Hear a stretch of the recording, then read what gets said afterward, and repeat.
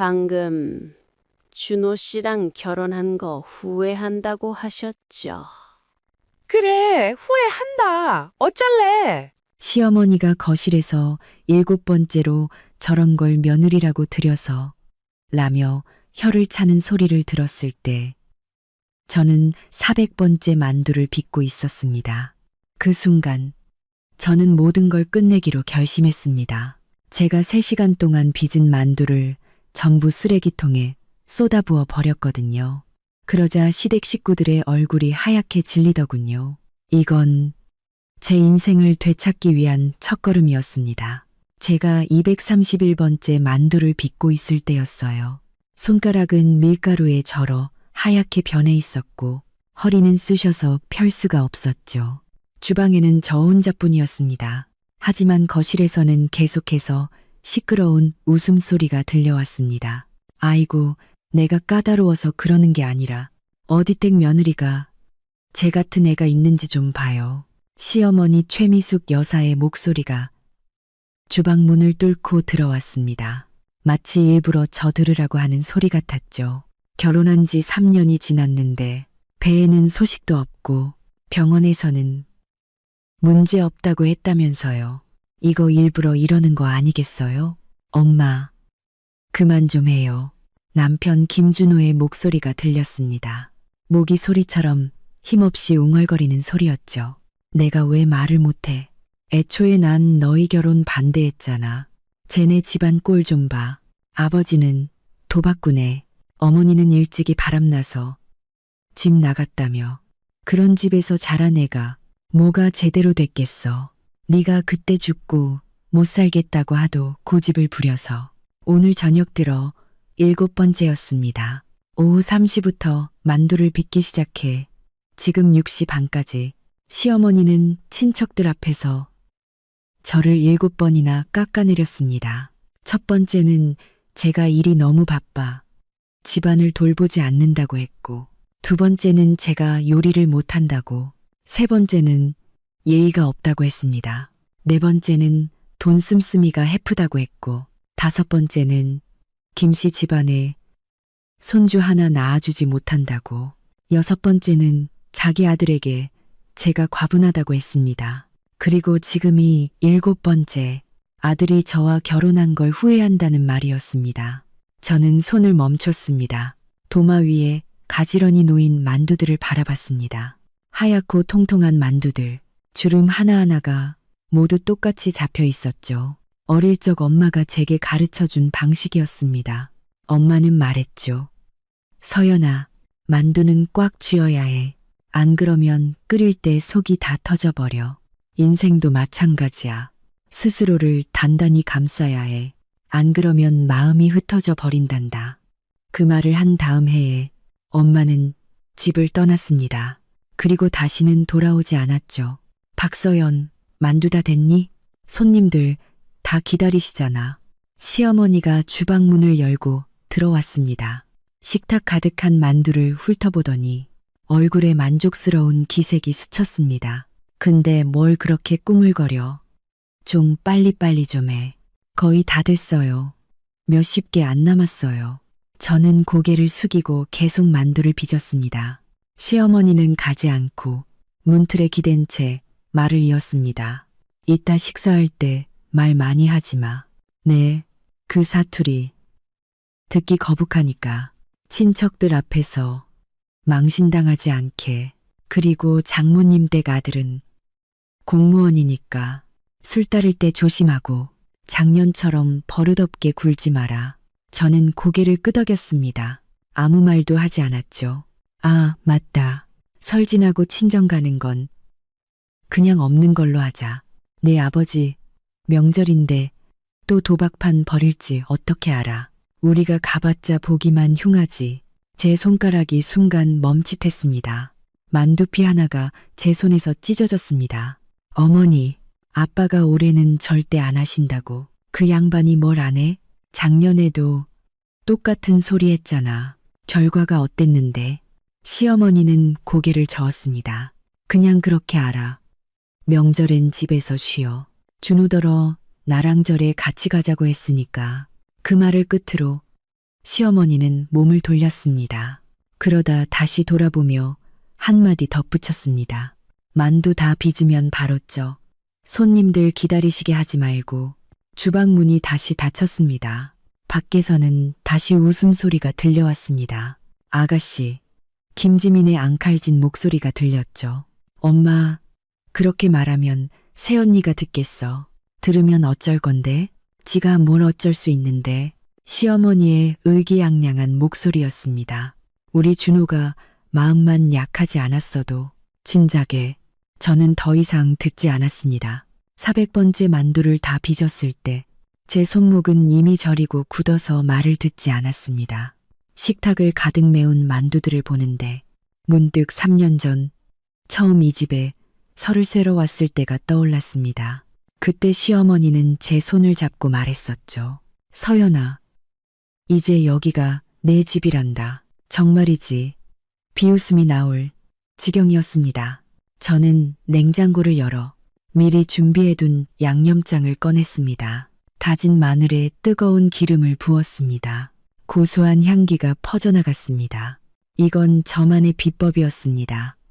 엄마가 가르쳐준, 엄마는 맛있는 만두에는 맛있는 양념장이 필요하다고 했습니다. 마치 좋은 여자는 자신을 아껴주는 사람을 만나야 하는 것처럼.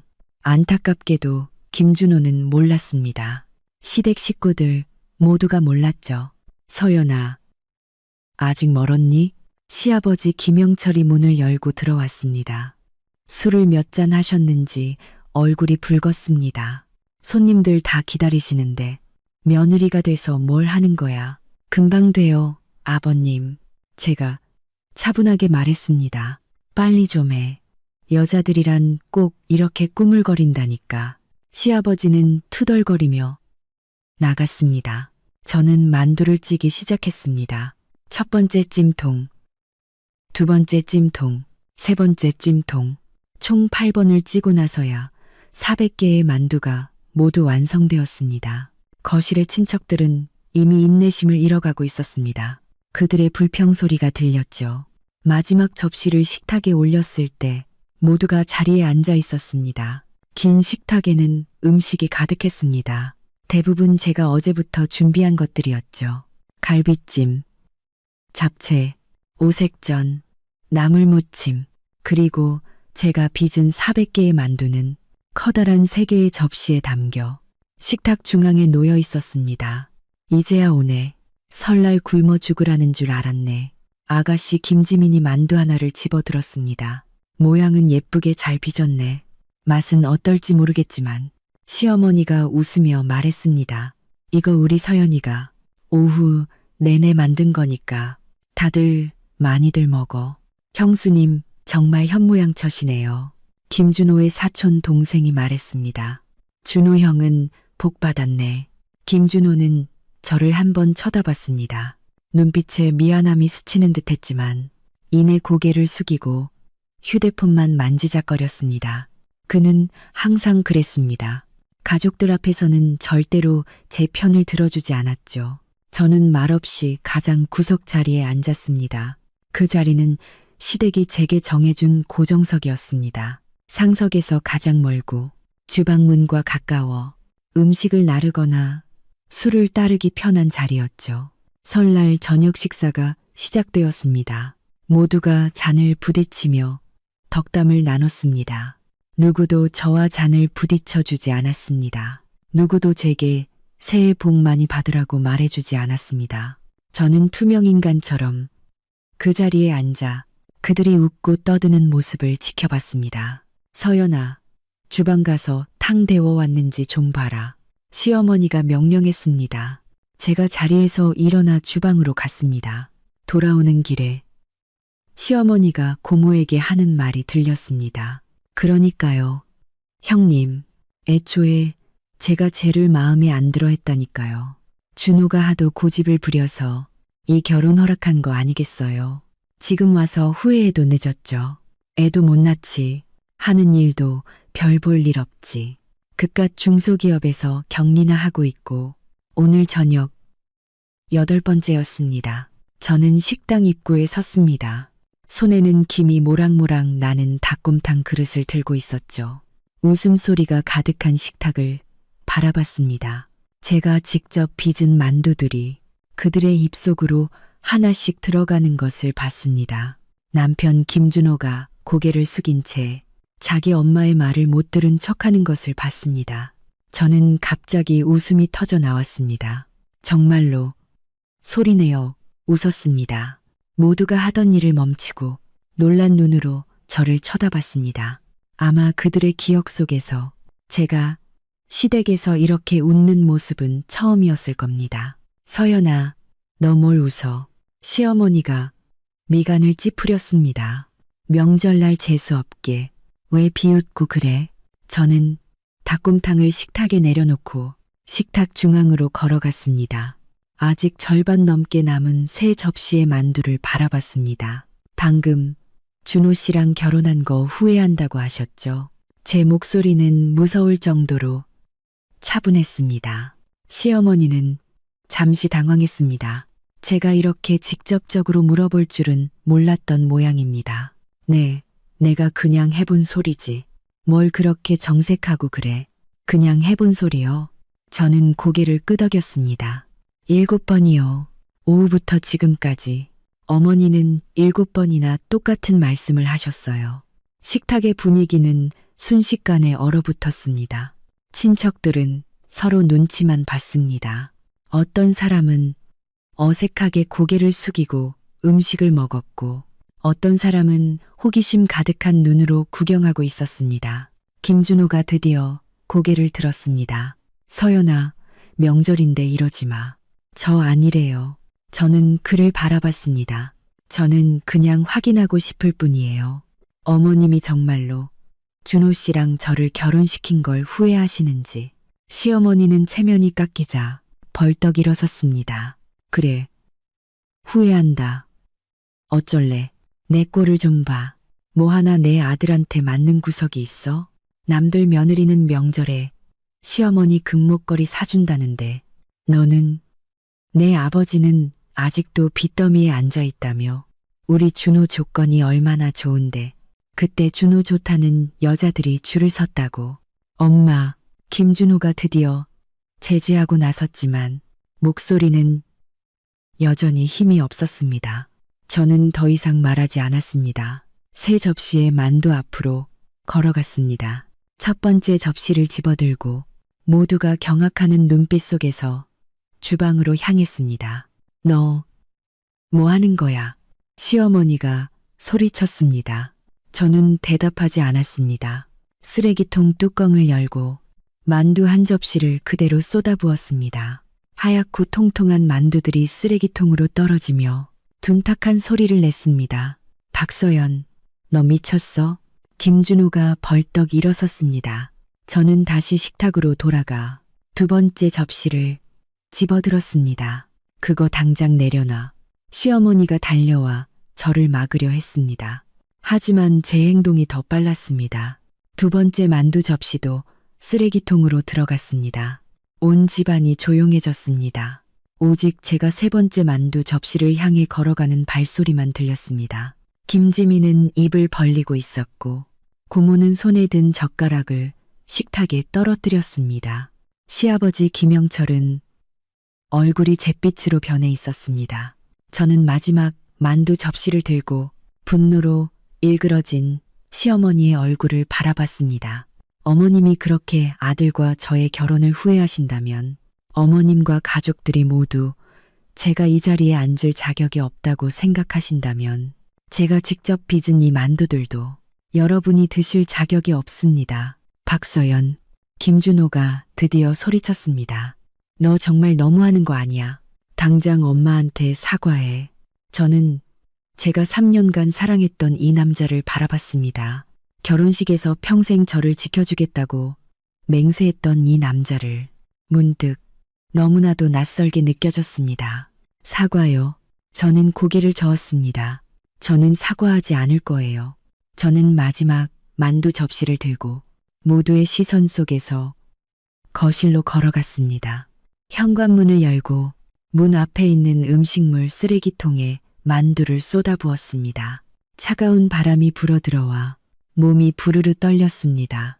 저는 문을 닫고 경악한 채 서 있는 식구들을 향해 돌아섰습니다. 손에 묻은 밀가루를 털어내며 차분하게 말했습니다. 이제부터 제가 하는 행동 절대 후회하지 마시길 바랍니다. 저는 다시 식당으로 걸어갔습니다. 모두의 시선이 제게 쏠렸습니다. 시어머니 최미숙은 분노로 온몸을 떨고 있었습니다. 손가락으로 저를 가리키며 너 미쳤구나. 설음식을 쓰레기통에 버려. 네가 지금 반란이라도 일으키겠다는 거야. 김준호가 제 앞으로 달려왔습니다. 얼굴이 새빨갛게 달아올라 있었죠. 박서연, 당장 엄마한테 사과해. 당장. 저는 그를 보지 않고 제자리로 곧장 걸어갔습니다. 의자에 걸쳐둔 외투를 집어들었습니다. 너 어디가? 시아버지 김영철이 식탁을 치며 일어섰습니다. 명절날 어딜 가겠다는 거야. 이게 무슨 경우 없는 짓이야. 저는 외투를 입고 주머니에서 휴대폰을 꺼내 번호를 눌렀습니다. 그리고 스피커폰을 켰습니다. 여보세요. 서연아. 설음식은 먹었어? 전화기 너머로 친구 수진이의 목소리가 들려왔습니다. 수진아, 나 좀 데리러 와줄래? 제 목소리는 아주 평온했습니다. 나 시댁인데 지금 나가려고. 무슨 일이야? 무슨 일 있었어? 수진이의 목소리가 금세 긴장으로 가득 찼습니다. 별일 아니야. 그냥 갑자기 깨달은 게 있어서. 저는 식탁 옆에 앉은 시댁 식구들을 훑어봤습니다. 어떤 사람들은 기다려줄 가치가 없다는 걸. 알았어. 20분 안에 갈게. 수진이가 전화를 끊었습니다. 너 나가겠다고? 김준호가 제 팔을 붙잡았습니다. 박서연, 장난 그만해. 오늘 친척들 다 모였는데 꼭 이렇게 망신을 줘야겠어? 저는 그의 손을 뿌리쳤습니다. 망신? 김준호 씨, 당신 집에 시집 온 첫날부터 제 체면은 이미 당신들 발밑에 짓밟혔어요. 너 지금 무슨 헛소리야? 시어머니가 소리쳤습니다. 우리 김씨 집안이 너한테 뭘 잘못했는데 먹여주고 재워주고 했더니 은혜도 모르고 설음식을 쓰레기통에 버려. 네가 지금 우리 집안 전체 얼굴에 먹칠을 하는 거야. 저는 웃었습니다. 정말로 웃었죠. 먹여주고 재워줘요? 최미숙 여사님, 제 월급이 400만 원인데 매달 어머님께 생활비로 300만 원을 드렸어요. 남은 100만 원으로 집안 공과금이랑 식비 해결했고요. 이 집 살 때 보증금 절반은 제가 냈고 대출금도 같이 갚고 있는데 누가 누굴 먹여 살리는 건지 말씀 좀 해보시죠. 식탁에 앉은 친척들이 수군거리기 시작했습니다. 고모가 놀란 눈으로 시어머니를 쳐다봤습니다. 형님, 서연이 월급이 그렇게 많았어요? 저희한테는 한 달에 150도 못 번다고 하셨잖아요. 시어머니의 얼굴이 파랗게 질렸습니다. 네, 내가 걔 돈 모아주려고. 젊은 애들이 돈 씀씀이가 해프니까 제 돈을 모아주셨다고요? 저는 고개를 끄덕였습니다. 좋아요. 그럼 작년 1월부터 지금까지 총 200만 원. 내일 은행 가서 거래 내역 뽑을 테니 잊지 말고 돌려주세요. 시어머니는 화가 나서 말을 잇지 못했습니다. 김준호가 저를 침실로 끌고 가려 했습니다. 우리 둘이 얘기 좀 해. 저는 꼼짝도 하지 않았습니다. 할 말 있으면 여기서 해요. 김준호 씨, 3년이에요. 저 3년 동안 참았어요. 어머님이 사람들 앞에서 저를 모욕할 때마다 당신은 못 들은 척 했죠. 제가 당신의 지지가 필요할 때마다 당신은 효자 노릇을 선택했고요. 오늘 저는 더 이상 참고 싶지 않아요.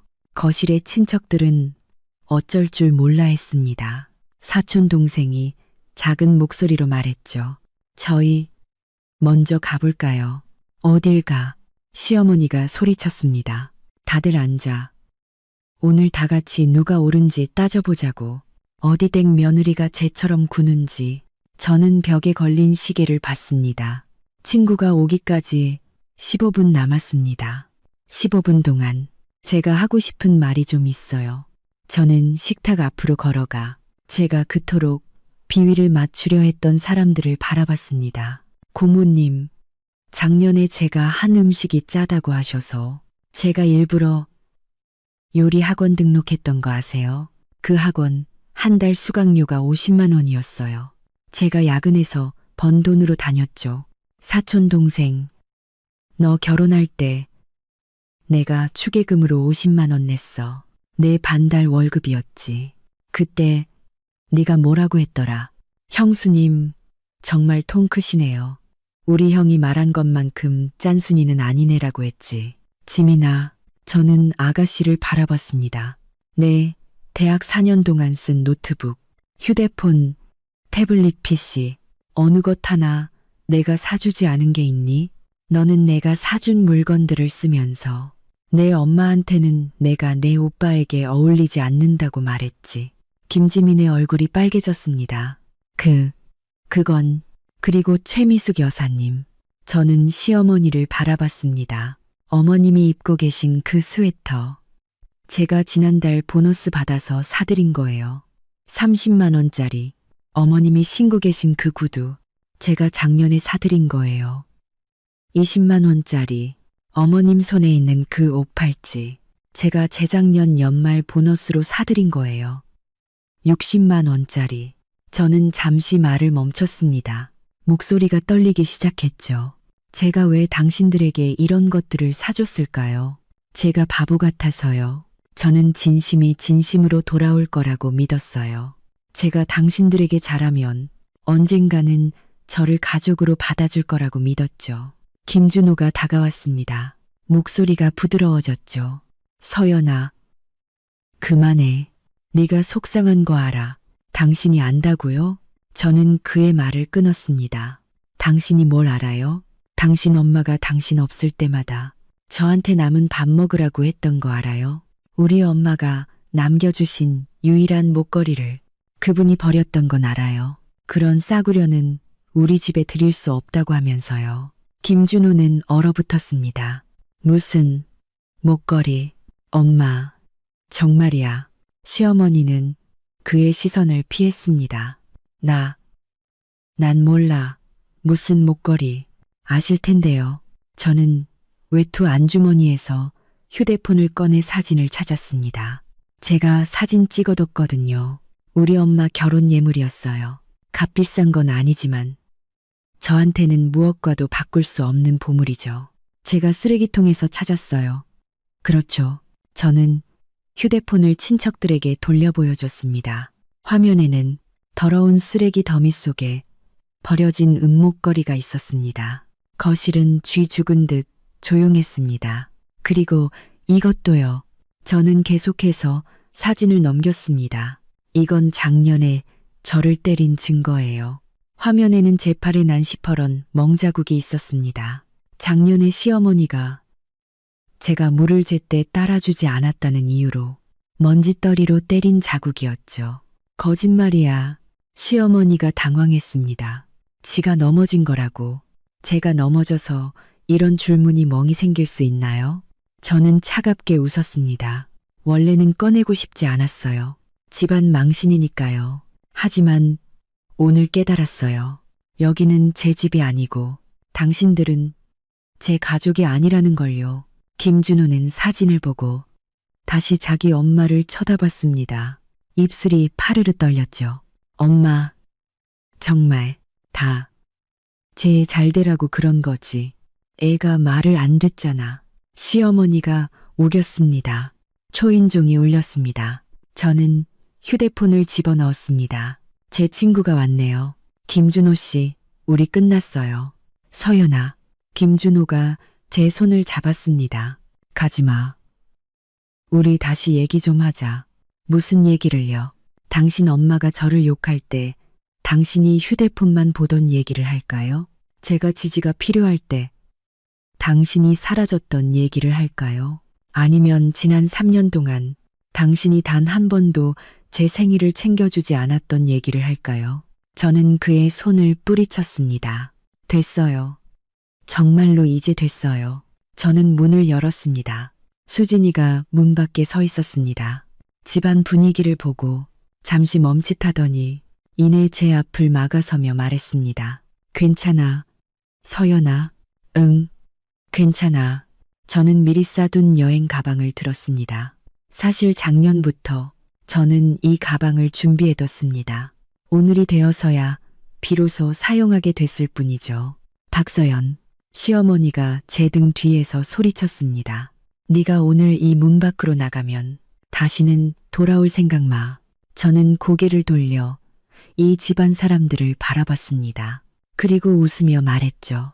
걱정 마세요. 다시는 돌아오지 않을 거니까요.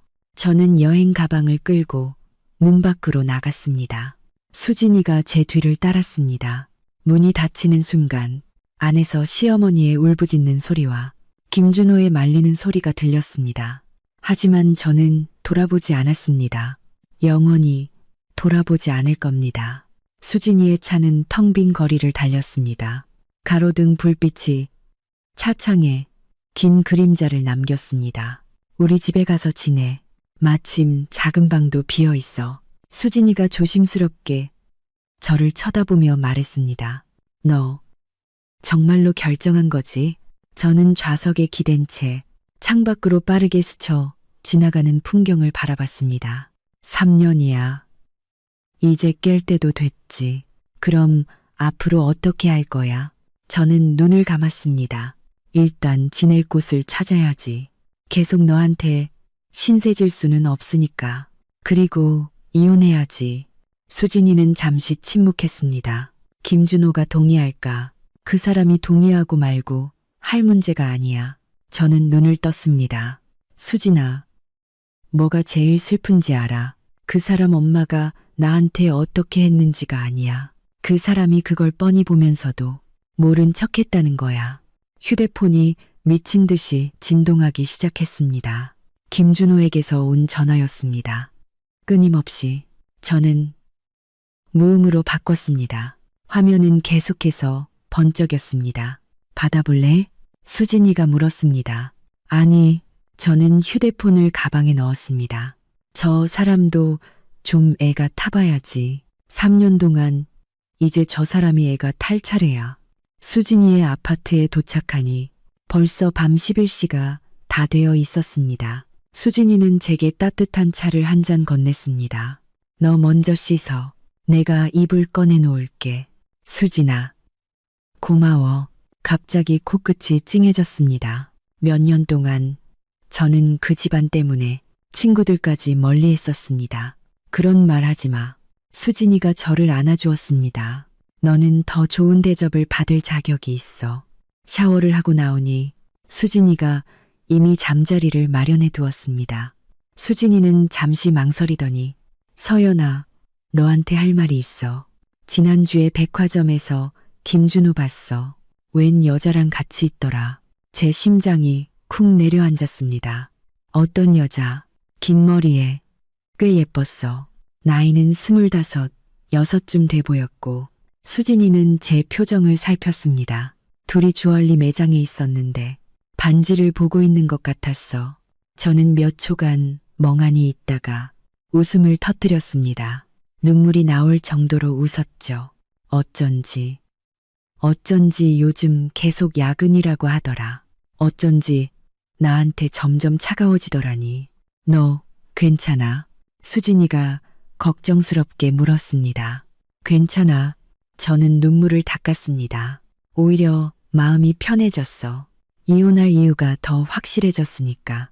새벽 3시 잠이 오지 않았습니다. 일어나 컴퓨터를 켰습니다. 오랫동안 사용하지 않았던 이메일에 로그인했습니다. 읽지 않은 메일이 한 통 와 있었습니다. 이전 직장 상사였던 박 부장님이 보낸 것이었습니다. 서연 씨, 새해 복 많이 받아요. 전에 말했던 프로젝트 팀장 자리 아직 비어 있어요. 혹시 돌아올 생각 있으면 언제든지 연락 줘요. 연봉은 서연 씨가 퇴사할 때에 2배로 해줄게요. 저는 그 메일을 한참 동안 바라봤습니다. 3년 전 김준호와 그의 가족들을 배려한답시고 저는 장래가 유망했던 그 직장을 그만뒀습니다. 그리고 한가하지만 월급이 적은 곳으로 이직했죠. 시어머니는 말했습니다. 여자가 돈 많이 벌어서 뭐하게. 집안일이나 잘하는 게 최고지. 저는 제 경력을 희생했습니다. 그리고 무엇을 얻었을까요? 저는 다른 폴더를 열었습니다. 그 안에는 제가 지난 3년간 몰래 작업했던 디자인 시안들이 있었습니다. 저는 인테리어 디자인을 좋아했지만 시어머니는 그게 뜬구름 잡는 짓이라고 했습니다. 김준호도 말했죠. 쓸데없는 짓 하지 마. 새벽 3시 반. 저는 2가지 결심을 했습니다. 첫째, 이혼한다. 둘째, 내 모든 것을 되찾는다. 저는 박 부장님께 답장을 보냈습니다. 설 연휴가 끝나는 대로 만나 뵙자고요. 그리고 증거를 정리하기 시작했습니다. 시어머니가 저를 학대한 사진, 제가 시댁에 송금한 은행 거래 내역, 그리고 그 여자의 정보까지. 날이 밝아올 무렵 김준호에게서 문자가 왔습니다. 서연아, 우리 얘기 좀 하자. 엄마도 잘못했다고 하시고 나도 잘못했어. 집에 돌아와. 저는 답장했습니다. 연휴 끝나고 구청에서 봐. 그는 거의 바로 답장을 보냈습니다. 진심이야. 엄마가 화나서 몇 마디 한 것 가지고 이럴 거야. 김준호 씨, 우리 이혼해요. 당신 외도 증거는 변호사 통해서 처리할게요. 그쪽은 10분간 침묵했습니다. 그리고 전화가 걸려왔습니다. 저는 받았지만 아무 말도 하지 않았습니다. 너 어떻게 알았어? 그의 목소리는 당황으로 가득했습니다. 그게 중요한가요? 제가 차분하게 말했습니다. 이혼 합의서는 변호사가 보내줄 거예요. 집은 제가 절반 냈으니 보증금과 대출 상환액 절반, 제 몫을 요구할 겁니다. 지난 3년간의 공동 재산도 목록을 만들 거고요. 서연아, 내 말 좀 들어봐. 설명할게. 그냥 회사 동료야. 우리는 그냥. 김준호 씨, 저는 그의 말을 끊었습니다. 그만해요. 그 거짓말은 판사님 앞에서 하세요. 전화를 끊고 창가로 걸어갔습니다. 하늘이 희미하게 밝아오고 있었습니다. 새해는 정말로 오고 있었습니다. 휴대폰이 다시 울렸습니다. 이번에는 시어머니였습니다. 저는 잠시 망설이다가 받았습니다. 박서연, 네가 감히 이혼 얘기를 꺼내. 집까지 나눠달라고. 그녀의 날카로운 목소리가 들려왔습니다. 내가 분명히 말하는데 어림도 없어. 그 집은 내 아들 이름으로 되어 있다고. 매매 계약서에 제 서명도 있습니다. 은행 거래 내역으로 제가 보증금 절반을 냈다는 걸 증명할 수 있고요. 제가 차분하게 말했습니다. 법이 제게 공정한 판결을 내려줄 겁니다. 너, 이 은혜도 모르는 것. 우리 집에서 3년이나 널 먹여 살렸는데 최미숙 여사님. 저는 처음으로 그녀의 이름을 불렀습니다. 더 이상 스스로를 속이지 마세요. 지난 3년은 제가 당신들을 먹여 살린 겁니다. 오늘부터 저는 당신들에게 단 1원도 주지 않을 겁니다. 그리고 아까 말한 200만 원도 준비해 두세요. 변호사 통해서 같이 청구할 거니까요. 네가 감히, 제가 감히 하는지 못하는지 지켜보세요. 저는 전화를 끊고 그녀의 번호를 차단했습니다. 수진이가 눈을 비비며 침실에서 나왔습니다. 무슨 일이야? 누가 이렇게 아침부터 전화야? 아무것도 아니야. 저는 돌아서서 그녀에게 웃어 보였습니다. 수진아, 나 돈 좀 빌려줄 수 있을까? 변호사 선임해야 할 것 같아. 수진이의 눈이 빛났습니다. 너 제대로 하려는구나. 저는 고개를 끄덕였습니다. 응, 제대로. 설 연휴 넷째 날 아침 9시. 저는 이전 회사 건물 앞에 시간 맞춰 도착했습니다. 서연 씨, 오랜만이네. 박 부장님이 반갑게 저를 맞았습니다. 얼굴 좋아졌네. 부장님, 새해 복 많이 받으세요. 저는 웃으며 그와 악수했습니다. 회의실에서 박 부장님은 바로 본론으로 들어갔습니다. 서연 씨 능력은 내가 항상 인정했어. 그때 서연 씨가 그만둘 때도 말했지만 언제든 돌아오라고. 지금 이 프로젝트 팀장 자리, 연봉은 800만 원. 프로젝트 성과급까지 합치면 잘하면 1년에 1억은 문제 없을 거야. 저는 벅차오르는 마음을 억누르며 말했습니다. 부장님, 믿어주셔서 감사합니다. 그런데 한 가지 부탁이 있습니다. 말해봐요. 개인적인 일을 처리하는데 일주일 정도 시간이 필요합니다. 저는 잠시 생각하다 말했습니다. 연휴 끝나고 다음 주부터 바로 업무에 집중할 수 있습니다. 박 부장님은 흔쾌히 고개를 끄덕였습니다. 문제 없어. 그럼 다음 주 월요일에 좋은 소식 기다릴게. 회사에서 나오며 저는 긴 한숨을 내쉬었습니다. 연봉 800만 원은 현재 제 월급의 3배가 넘는 금액이었습니다.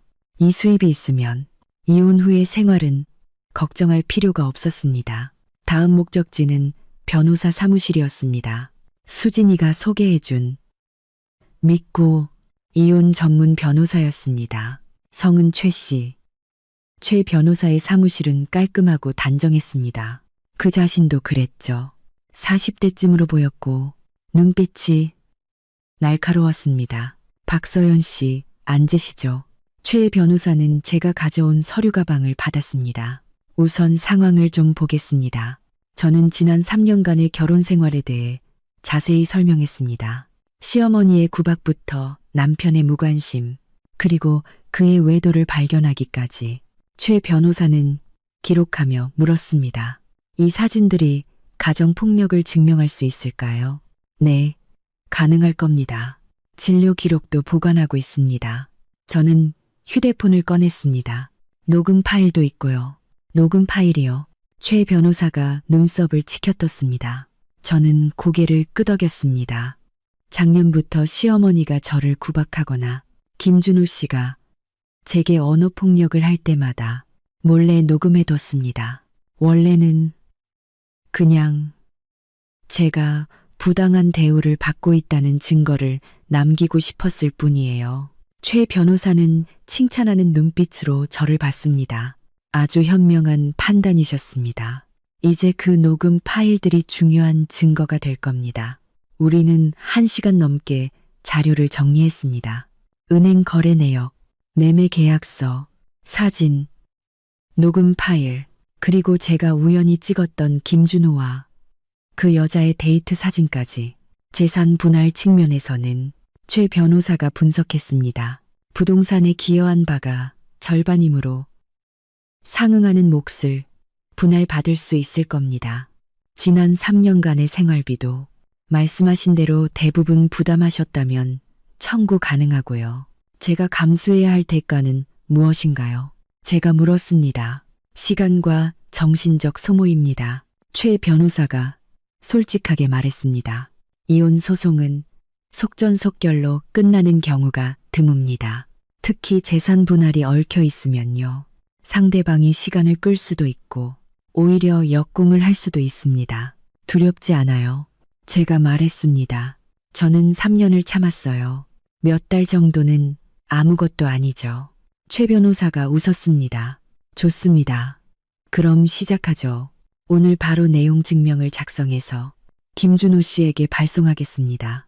동시에 재산 보전 신청을 해서 그들이 자산을 빼돌리지 못하게 막을 겁니다. 변호사 사무실에서 나오니 벌써 오후 2시였습니다.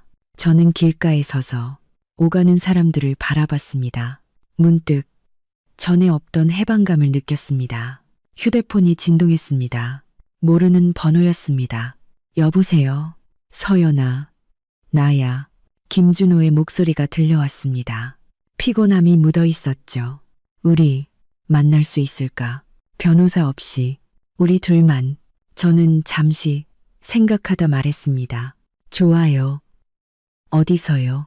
늘 가던 곳. 우리 처음 데이트했던 그 카페에서.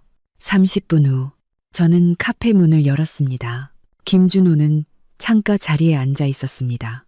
눈밑이 거무죽죽한 게 잠을 제대로 못 잔 것 같았습니다. 저는 그의 맞은편에 앉았습니다. 할 말 하세요. 서연아, 미안해. 그가 고개를 숙였습니다. 내가 잘못했어. 내 기분 생각 못한 거. 엄마가 너한테 그렇게 하게 둔 거. 다 미안해. 또, 뭐는요? 제가 차분하게 물었습니다. 그는 잠시 멈칫했습니다. 그리고 그 회사 동료랑 가깝게 지낸 것도 미안해. 하지만 맹세할게. 아무 사이 아니야. 그냥 김준호 씨. 저는 그의 말을 끊었습니다. 저는 당신 변명을 들으러 온 게 아니에요. 이 결혼은 끝났다는 걸 말해주러 온 거죠. 엄마가 듣기 싫은 소리 몇 마디 했다고. 내가 외도했다고 의심한다고. 그래서 이러는 거야? 그가 흥분하기 시작했습니다. 3년이나 된 결혼을 그렇게 쉽게 포기해? 쉽게요. 저는 웃었습니다. 김준호 씨, 제가 지난 3년 동안 어떻게 살았는지 알아요. 매일 아침 5시 반에 일어나서 당신 엄마 아침밥 차렸어요. 그분은 바깥 음식을 못 드신다면서요. 점심때는 집에 달려와서 점심 차리고 저녁에는 온 식구 밥을 차렸죠. 주말에도 쉬지 못했어요. 그분과 쇼핑을 가야 했고 제 흉을 보는 소리를 들어야 했죠. 저는 잠시 말을 멈추고 솟구치는 설움을 억눌렀습니다. 그동안 당신은 뭘 했죠? 게임하고 동료들과 회식하고 다른 여자랑 반지를 보러 다녔죠. 아니야. 제가 사진 보내드릴까요? 저는 그를 차갑게 쳐다봤습니다. 지난주 금요일 타임스퀘어 주얼리 매장. 더 자세히 말해줄까요? 그의 얼굴이 하얗게 질렸습니다. 이혼 합의서는 연휴 끝나고 보내줄게요. 저는 자리에서 일어났습니다. 내용 증명은 오늘 댁으로 도착할 겁니다. 재산 분할이 끝나기 전까지 공동 계좌에 있는 돈은 건드리지 않는 게 좋을 거예요. 박서연, 그도 일어섰습니다. 꼭 이렇게까지 해야겠어. 저는 돌아보며 말했습니다. 이렇게까지요? 김준호 씨. 당신이 당신 엄마한테 제가 맞고 욕먹는 걸 보면서도 아무렇지 않게 있었을 때 제 돈으로 다른 여자에게 선물을 사줬을 때 당신은 왜 당신이 너무하다고 생각하지 않았죠? 그는 입을 열었지만 아무 말도 하지 못했습니다. 저는 카페를 나왔습니다. 햇살이 눈부셨습니다. 휴대폰이 울렸습니다. 수진이었습니다. 서연아, 대박 소식이야. 그녀의 목소리는 흥분해 있었습니다. 내 친구가 김준호 그 여자 봤대. 누군지 알아? 최미숙 여사 동료 딸이래. 그 여자가 소개해줬다나 봐. 저는 얼어붙었습니다. 그리고 모든 것이 이해되었습니다. 어쩐지 시어머니가 항상 제 흠을 잡더라니. 어쩐지 항상 남의 집 며느리는 어떻다고 비교하더라니. 어쩐지 그렇게 적극적으로 제게 한의원을 소개해준다더라니. 알고 보니 그녀는 이미 자기 아들의 다음 상대를 물색해 두었던 겁니다. 서연아, 괜찮아. 응, 괜찮아. 제가 말했습니다. 어느 때보다 더 괜찮아. 이제 저는 알았습니다. 이 싸움에서 저는 이겨야만 합니다. 그것도 아주 멋지게. 연휴 5째 날 아침, 수진이 집에서 업무 자료를 정리하고 있는데 초인종이 울렸습니다. 현관문 렌즈를 통해 저는 예상치 못한 얼굴을 봤습니다. 시아버지, 김영철이었습니다. 저는 잠시 망설이다 문을 열었습니다. 아버님, 저는 여전히 습관적으로 그를 불렀습니다. 김영철의 표정은 복잡했습니다. 어색함, 죄책감, 그리고 약간의 분노가 섞여 있었죠. 서연아, 얘기 좀 할 수 있을까? 저는 길을 비켜주었습니다. 들어오세요. 그는 소파에 앉아 수진이의 작은 아파트를 둘러보더니 한숨을 쉬었습니다. 준호한테 얘기는 다 들었다. 저는 아무 말 없이 그에게 물 한 잔을 건넸습니다. 그래, 내 시어머니가 가끔 좀 지나칠 때가 있지. 그는 신중하게 단어를 골랐습니다. 하지만 한 가족인데 뭘 그렇게까지 하니? 내 시어머니는 그냥 입이 거칠 뿐이지. 속은 착한 사람이야. 아버님, 저는 그의 말을 끊었습니다. 만약 설득하러 오신 거라면 그냥 돌아가세요. 저희 관계는 이미 돌이킬 수 없습니다. 김영철은 잠시 침묵했습니다. 서연아, 우리 집이 너한테 잘못한 거 안다. 준호가 바람 피운 거. 걔가 잘못했지. 내 시어머니가 너 구박한 것도 잘못했어. 하지만 이혼까지 하는 건 너무 극단적이지 않니? 저는 한때 제게 그나마 잘해주었던 이 노인을 바라봤습니다. 아버님, 작년 제 생일 기억하세요? 그는 멍하니 있었습니다. 기억 못 하시겠죠? 저는 씁쓸하게 웃었습니다. 그날 저는 혼자 케이크를 사고 음식 몇 가지를 만들어서 온 가족이 돌아와 제 생일을 축하해 주길 밤새 기다렸어요. 결과는 어땠죠? 아버님과 어머님은 친척 결혼식에 가셨고 준호 씨는 야근이라고 했죠. 밤 11시에 저는 혼자 그 케이크를 먹었어요. 김영철은 고개를 숙였습니다. 3년 동안 저는 이 집에서 투명 인간 같았어요. 하녀 같았고 현금 인출기 같았죠.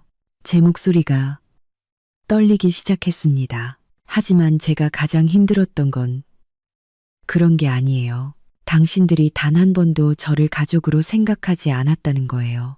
서연아, 내용 증명은 잘 받았다. 저는 자리에서 일어났습니다. 이혼 문제는 변호사와 얘기하세요. 오늘 아버님이 오신 게 어른으로서 저를 걱정해서라면 감사합니다. 하지만 김씨 집안 대표로 설득하러 오신 거라면 그만 돌아가 주세요. 김영철도 일어섰습니다. 말을 하려다 말고 결국 한숨을 쉬었습니다. 네 시어머니가 오늘 네 아버지 댁에 갔다.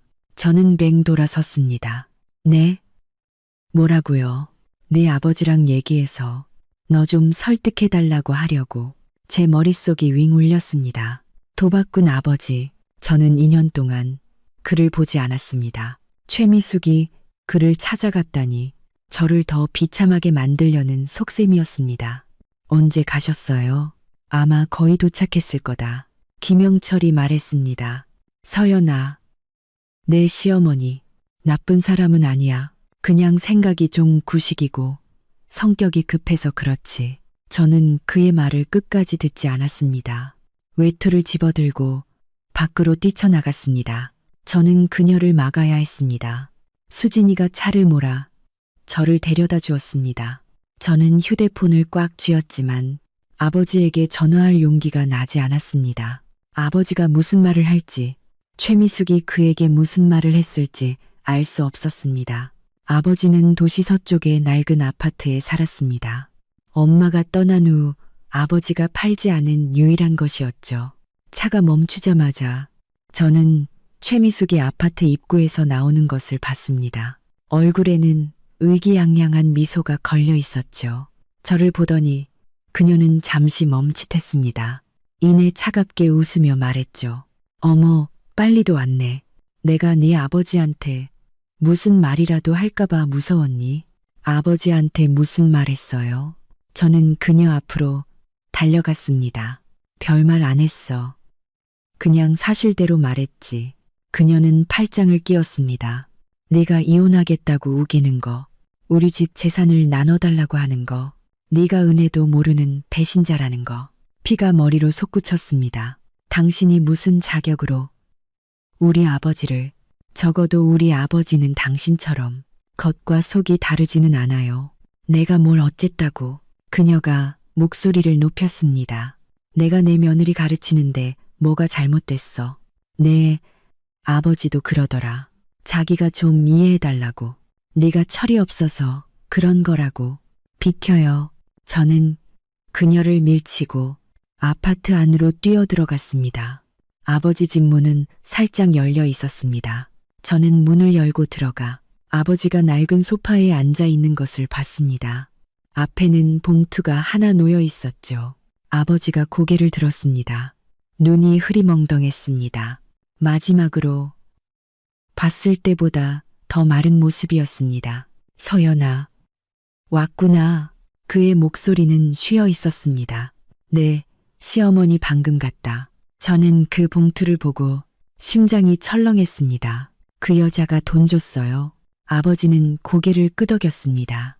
500만 원. 너한테 주는 위자료라더구나. 저는 실소가 터져 나왔습니다.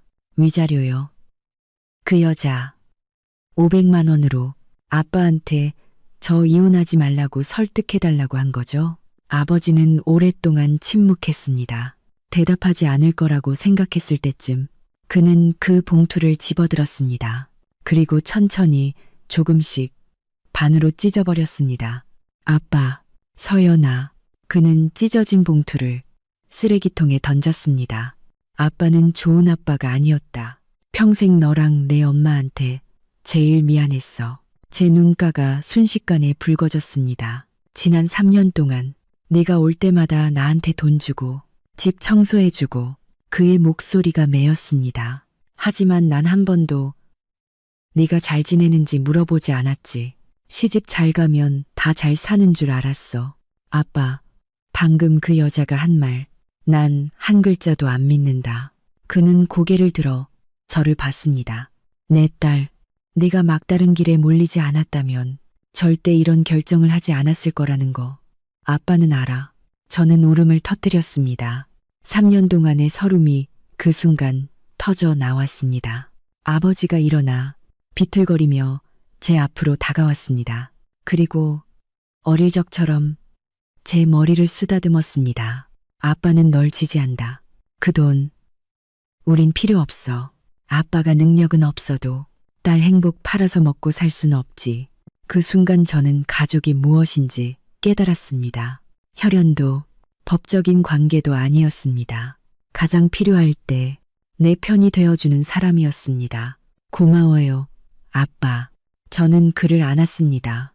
뼈만 앙상한 몸이었지만 전에 없던 힘을 주었습니다. 아파트 밖으로 나오니 최미숙이 여전히 아래에서 기다리고 있었습니다. 어때? 내 아빠가 설득하디? 그녀가 의기양양하게 말했습니다. 내가 뭘 했어? 어떤 부모가 딸이 안정적으로 살길 바라지 않겠어. 아빠는 제 이혼을 지지하신대요. 제가 차분하게 말했습니다. 그녀의 미소가 얼굴에 굳었습니다. 뭐라고? 그리고 저는 가방에서 휴대폰을 꺼냈습니다. 방금 우리 대화 전부 녹음했어요. 당신이 우리 아빠한테 500만 원 주면서 저 이혼하지 말라고 설득해달라고 한 것까지 전부요. 최미숙의 얼굴이 하얗게 질렸습니다. 너 녹음까지 했어? 당신한테서 배운 거죠. 저는 웃었습니다. 지난 3년 동안 뒤에서 제 험담하는 게 취미 아니셨어요? 이제는 모두가 진실을 듣게 될 거예요. 저는 그녀 앞에서 녹음 파일을 최 변호사에게 전송했습니다. 박서연, 네가 감히, 네, 감히 하죠. 저는 휴대폰을 집어넣었습니다. 최미숙 여사님, 이 싸움은 당신이 졌어요. 수진이의 차가 다가왔습니다. 저는 차문을 열고 마지막으로 그녀를 한번 쳐다봤습니다. 아, 그리고 그 500만 원 우리 아빠가 찢어버리셨어요. 딸 행복은 팔 수 없다면서요. 차가 아파트를 빠져나왔습니다. 백미러 속 최미숙은 여전히 그 자리에 멍하니 서 있었습니다. 통쾌해? 수진이가 웃으며 물었습니다. 응, 통쾌해. 저는 창밖으로 스쳐 지나가는 풍경을 보며 말했습니다. 하지만 이건 시작일 뿐이야. 진짜 싸움은 이제부터니까. 연휴 6째 날 아침, 수진이가 제게 USB 하나를 건넸습니다. 이게 뭐야? 좋은 거. 그녀가 윙크했습니다. 어젯밤에 친구들한테 연락 좀 해봤는데 김준호, 그 여자 이민아라고 하더라. 근데 걔가 내 대학 동기 사촌 동생이래. 저는 잠시 멍했습니다. 세상 참 좁네. 더 좁은 건 뭔지 알아? 그 이민아라는 애 보통 내기가 아니야. 수진이는 컴퓨터를 켜고 USB를 꽂았습니다. 봐. 이게 걔 SNS 계정이야. 반년 전부터 계속 이런 애매한 글들을 올렸어. 누군가에게 받은 목걸이 너무 좋아. 늦은 밤, 야근, 당신의 밀크티 덕분에 힘이 나. 사진 속에서 이민아는 섬세한 목걸이를 하고 있었습니다. 배경은 고급 레스토랑이었죠. 다른 사진에는 2잔의 밀크티가 사무실 책상에 놓여 있었습니다. 옆에는 손의 일부가 보였는데 그 손 약지에 낀 결혼 반지. 저는 그것이 김준호의 손이라는 것을 알았습니다. 김준호가 결혼한 거 몰랐대? 알았대. 그것도 아주 잘. 수진이가 다른 스크린샷을 보여주었습니다. 봐. 누가 댓글로 연애하냐고 물었더니 걔가 진정한 사랑을 만났다면 다른 건 중요하지 않아요 라고 답했어. 이거 완전 대놓고 불륜녀 인증 아니야? 저는 화면을 쳐다봤습니다. 마음속에 복잡한 감정이 일었습니다. 질투도 분노도 아니었습니다. 오히려 후련함이었죠. 지난 3년 동안의 모든 자기의심, 모든 억울함이 그 순간 해답을 찾았습니다. 문제는 제게 있었던 게 아니었습니다. 제가 만난 사람들이 그럴 가치가 없었을 뿐. 더 대박인 것도 있어. 수진이가 목소리를 낮췄습니다. 내 친구가 들었는데 최미숙 여사가 벌써부터 밖에서 자랑하고 다녔대. 자기 아들 곧 세장가 드린다고. 그것도 공무원 집안의 좋은 아가씨라고. 그런 말까지 했다고? 믿을 수가 없었습니다. 응. 그것도 한두 번이 아니래. 수진이는 창을 닫고 제 손을 잡았습니다. 서연아, 이제 내게는 두 가지 선택지가 있어. 하나는 조용히 이혼하고 내 몫의 재산을 찾는 거야. 둘은 그들에게 대가를 치르게 하는 거지. 수진이의 눈빛은 진지했습니다. 김씨 집안이 너한테 한 짓, 김준호의 외도, 최미숙 여사가 내 명예를 훼손한 것까지. 네가 그냥 떠나면 그들은 널 만만하게 볼 거야. 그리고는 아무 일 없었다는 듯이 새 며느리 들여서 행복하게 살겠지. 저는 침묵했습니다. 그녀의 말이 맞았습니다.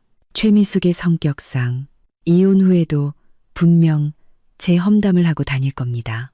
모든 책임을 제게 떠넘기면서 어떻게 하고 싶은데 제가 물었습니다. 수진이는 웃었습니다. 눈에는 눈, 이에는 이. 그날 오후 수진이는 저를 한 곳으로 데려갔습니다. 김준호 회사 건물 아래의 카페였습니다. 여긴 왜 왔어? 구경하러. 수진이는 시계를 봤습니다. 5시 반. 김준호가 보통 이 시간에 퇴근해. 내가 사람 시켜서 이민아한테 약속 잡았어. 프로젝트 얘기할 게 있다고. 장소는 바로 여기로. 5시 25분. 김준호가 정말로 회사 입구에 나타났습니다. 그는 주위를 둘러보며 누군가를 기다리는 듯 했습니다. 5시 30분 정각. 긴 머리의 여자가 건물에서 나왔습니다. 그리고 웃으며 김준호의 팔짱을 꼈습니다. 사진 속의 이민아였습니다. 가자. 수진이가 저를 일으켰습니다. 이제 우리 차례야. 우리는 카페 문을 열고 들어갔습니다. 김준호와 이민아는 창가 자리에 앉아 머리를 맞대고 휴대폰을 보고 있었습니다. 아주 다정한 모습이었죠. 저는 곧장 그들의 테이블로 걸어갔습니다. 김준호가 고개를 들고 저를 보자 얼굴이 하얗게 질렸습니다. 서연아, 네가 여길 어떻게? 이민아도 고개를 들어 저를 훑어봤습니다. 눈에 당황한 기색이 스쳤지만 금세 평정을 되찾았습니다. 이분은 누구? 저요? 이 사람 아내예요. 제가 차분하게 말했습니다. 아니, 곧 전 아내가 될 사람이죠. 카페 안이 순식간에 조용해졌습니다. 다른 손님들이 모두 이쪽을 쳐다봤습니다. 박서연, 그만 좀 해. 김준호가 일어섰습니다. 목소리를 낮추며 할 말 있으면 집에 가서 해. 집이요. 어디요? 저는 웃었습니다. 제가 400개 만두를 빚었는데 사람들 앞에서 모욕당했던 그 집이요? 아니면 당신 엄마가 당신이랑 결혼한 걸 후회한다고 했던 그 집이요? 이민아도 일어섰습니다. 박서연 씨, 말은 좋게 하세요. 여기는 공공장소잖아요. 이민아 씨, 맞죠? 저는 그녀를 향해 돌아섰습니다. 공무원 집안 출신이라고 들었는데 부모님은 당신이 남의 가정에 끼어든 거 아세요? SNS에 남의 남편이 사준 선물 자랑하는 건 아시고요. 그녀의 얼굴이 새빨개졌습니다. 무슨 소리예요? 무슨 소리인지는 본인이 더 잘 알 텐데요. 저는 휴대폰을 꺼내 그녀의 SNS 스크린샷을 보여주었습니다. 진정한 사랑을 만났다면 다른 건 중요하지 않아요. 이거 당신이 쓴 글 맞죠? 상대방이 유부남인 거 알면서 진정한 사랑 운운해요. 당신 양심은 개나 줘버렸어요? 주변에서 수군거리는 소리가 들렸습니다. 어떤 사람은 휴대폰을 꺼내 사진을 찍기도 했죠.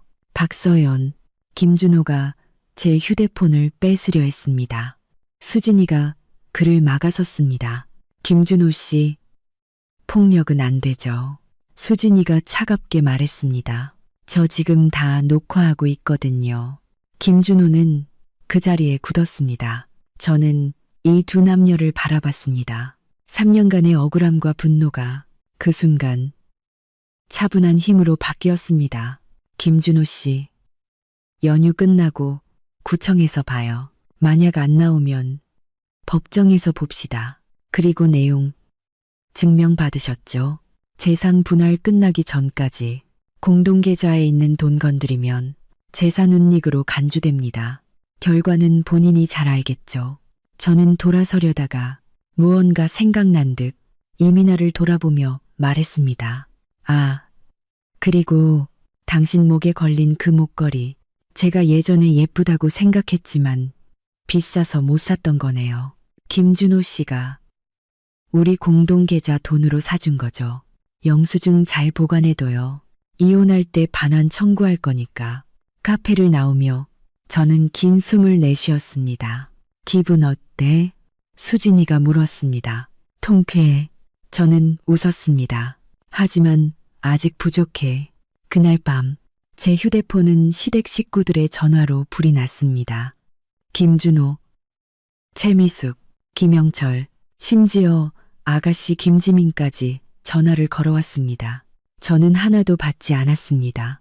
마지막으로 김준호에게서 긴 문자가 왔습니다. 서연아, 오늘 일은 내가 잘못했어. 사람들 앞에서 너한테 창피를 줘서는 안 됐어.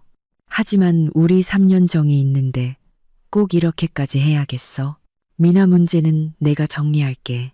우리 다시 시작할 수 없을까? 저는 읽고 바로 삭제했습니다. 다시 시작이라고요? 상처는 이미 남았고 신뢰는 이미 깨졌는데 어떻게 다시 시작할 수 있을까요? 밤 10시 예상치 못한 사람이 연락해 왔습니다. 김지민이었습니다. 언니. 아니, 서연 언니. 그녀의 목소리는 울먹이고 있었습니다. 저 지금 잠깐 만날 수 있을까요? 저는 잠시 망설이다가 동의했습니다. 우리는 아파트 근처 공원에서 만났습니다. 김지민의 눈은 퉁퉁 부어 있었습니다. 미안해요. 그녀는 만나자마자 말했습니다. 몇 년 동안 언니한테 못되게 굴어서 미안해요. 엄마가 언니 험담할 때 저는 편들어주기는커녕 같이 거들었죠. 언니가 사준 노트북, 휴대폰을 쓰면서도 당연하게 생각했어요. 왜 갑자기 그런 말을 해? 제가 물었습니다. 이제야 알았거든요. 그녀가 눈물을 닦았습니다. 오늘 엄마가 집에 와서 아빠랑 대판 싸웠어요. 아빠는 엄마가 너무 심했다고 멀쩡한 가정을 망쳤다고 했죠. 엄마는 지지 않고 서연 언니랑 헤어지면 오빠가 더 좋은 여자 만날 수 있다고 했어요. 김지민이 고개를 들었습니다. 그러다 엄마가 말실수를 했어요. 원래부터 오빠를 이민아랑 엮어주려고 했다고요. 그 집안이 얼마나 좋고 직업이 얼마나 번듯한지 아냐고요. 그제야 깨달았어요. 그동안 엄마가 언니를 구박했던 건 언니가 부족해서가 아니라 애초에 언니를 받아들이지 않았기 때문이라는 걸요. 저는 조용히 들었습니다. 서연 언니, 우리 오빠는 언니한테 과분한 사람이에요. 김지민이 진지하게 말했습니다. 비록 우리 오빠지만 그는 비겁한 사람이에요. 엄마 말이라면 꼼짝 못하고 언니 편 한 번 들어준 적 없잖아요. 언니는 더 좋은 사람 만날 자격이 있어요. 저는 조금 놀랐습니다. 3년 동안 김지민은 제게 따뜻한 말 한마디 한 적이 없었습니다. 항상 엄마 뒤에 서서 저를 비웃었죠. 그렇게 말해줘서 고마워. 그리고 그녀는 잠시 망설였습니다. 엄마가 집을 오빠 명의로 바꾸려고 해요. 혼전 재산으로 만들어서 언니가 못 나눠 갖게 하려고요. 아빠는 반대하고 두 분 지금도 싸우고 있어요. 제 마음이 철렁했습니다. 역시 최미숙은 쉽게 물러서지 않을 것이었습니다. 알았어. 언니. 빨리 돌아가. 늦었어. 서연 언니. 김지민은 몇 걸음 걷다가 다시 돌아봤습니다. 이혼하고 나서도 우리 연락해도 돼요? 저 언니한테 디자인 배우고 싶어요. 언니가 예전에 그렸던 그림들 정말 멋있었어요. 저는 그녀의 진심 어린 눈빛을 보고 고개를 끄덕였습니다. 그래, 김지민이 웃으며 돌아서 달려갔습니다. 수진이 집에 돌아와 저는 이 소식을 전했습니다. 최미숙 여사. 역시 움직이기 시작했네. 수진이가 미간을 찌푸렸습니다. 빨리 최 변호사님한테 재산 보존 신청하라고 해야겠어. 저는 최 변호사에게 전화를 걸었습니다. 전화를 끊고 나니 수진이가 갑자기 말했습니다. 서연아, 이혼하고 나면 뭐 할지 생각해 봤어. 박 부장님 회사로 돌아가고 저는 잠시 말을 멈췄습니다. 그리고 내 디자인 스튜디오를 열 거야. 내가 항상 하고 싶었던 일. 동업자 필요 없어? 수진이의 눈이 빛났습니다. 나는 돈 되고 너는 실력 되고 우리 같이 해보자. 저는 그녀를 바라봤습니다. 마음속에 따뜻한 기운이 퍼졌습니다. 수진아, 고마워. 뭘 고마워. 그녀가 제 어깨를 감쌌습니다. 우리 평생 친구하기로 했잖아. 그날 밤 저는 꿈을 꿨습니다. 엄마가 돌아오는 꿈이었습니다. 엄마는 말했죠. 서연아, 만두는 꽉 쥐어야 해. 안 그러면 끓일 때 속이 터져. 하지만 만두소가 이미 상했다면 아무리 꽉 쥐어도 소용없단다. 그럴 땐 새로 빚는 게 나아. 잠에서 깼니? 날이 밝아 있었습니다. 오늘은 연휴 마지막 날, 이혼하는 날이었습니다. 저는 거울 속 제 얼굴을 바라봤습니다. 3년간의 결혼 생활로 눈가에 잔주름이 생겼지만 눈빛은 그 어느 때보다 맑고 단단했습니다. 박서연, 저는 거울 속 자신에게 말했습니다. 오늘부터 너 자신을 위해 사는 거야. 휴대폰이 울렸습니다. 최 변호사였습니다. 박서연 씨, 법원에서 재산 보전 명령이 떨어졌습니다. 이제 그들의 계좌와 부동산은 동결됩니다. 네, 감사합니다. 변호사님. 그리고 김준호 씨 측 변호사가 방금 연락해 왔습니다.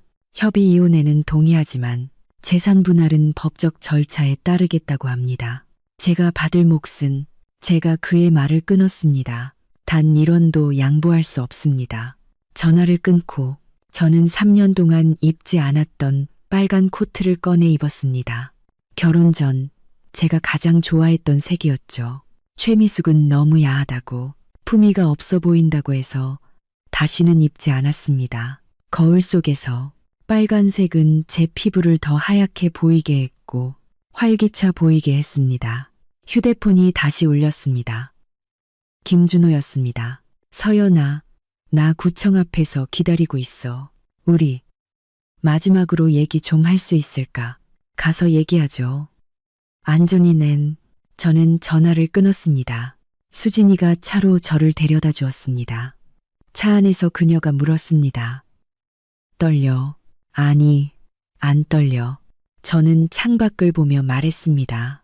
오히려 기대돼. 새로운 시작이 더 이상 무시당하고 배신당하지 않는 삶이 한때 빛났던 박서연이 다시 돌아올 것이 기대돼. 구청 앞에서 김준호가 혼자 서 있었습니다. 손에는 서류를 들고 있었죠. 그는 저를 보고 굳었습니다. 눈은 계속 제 빨간 코트에 머물러 있었습니다. 가요. 저는 곧장 구청문으로 향했습니다. 서연아, 그가 뒤에서 저를 불렀습니다.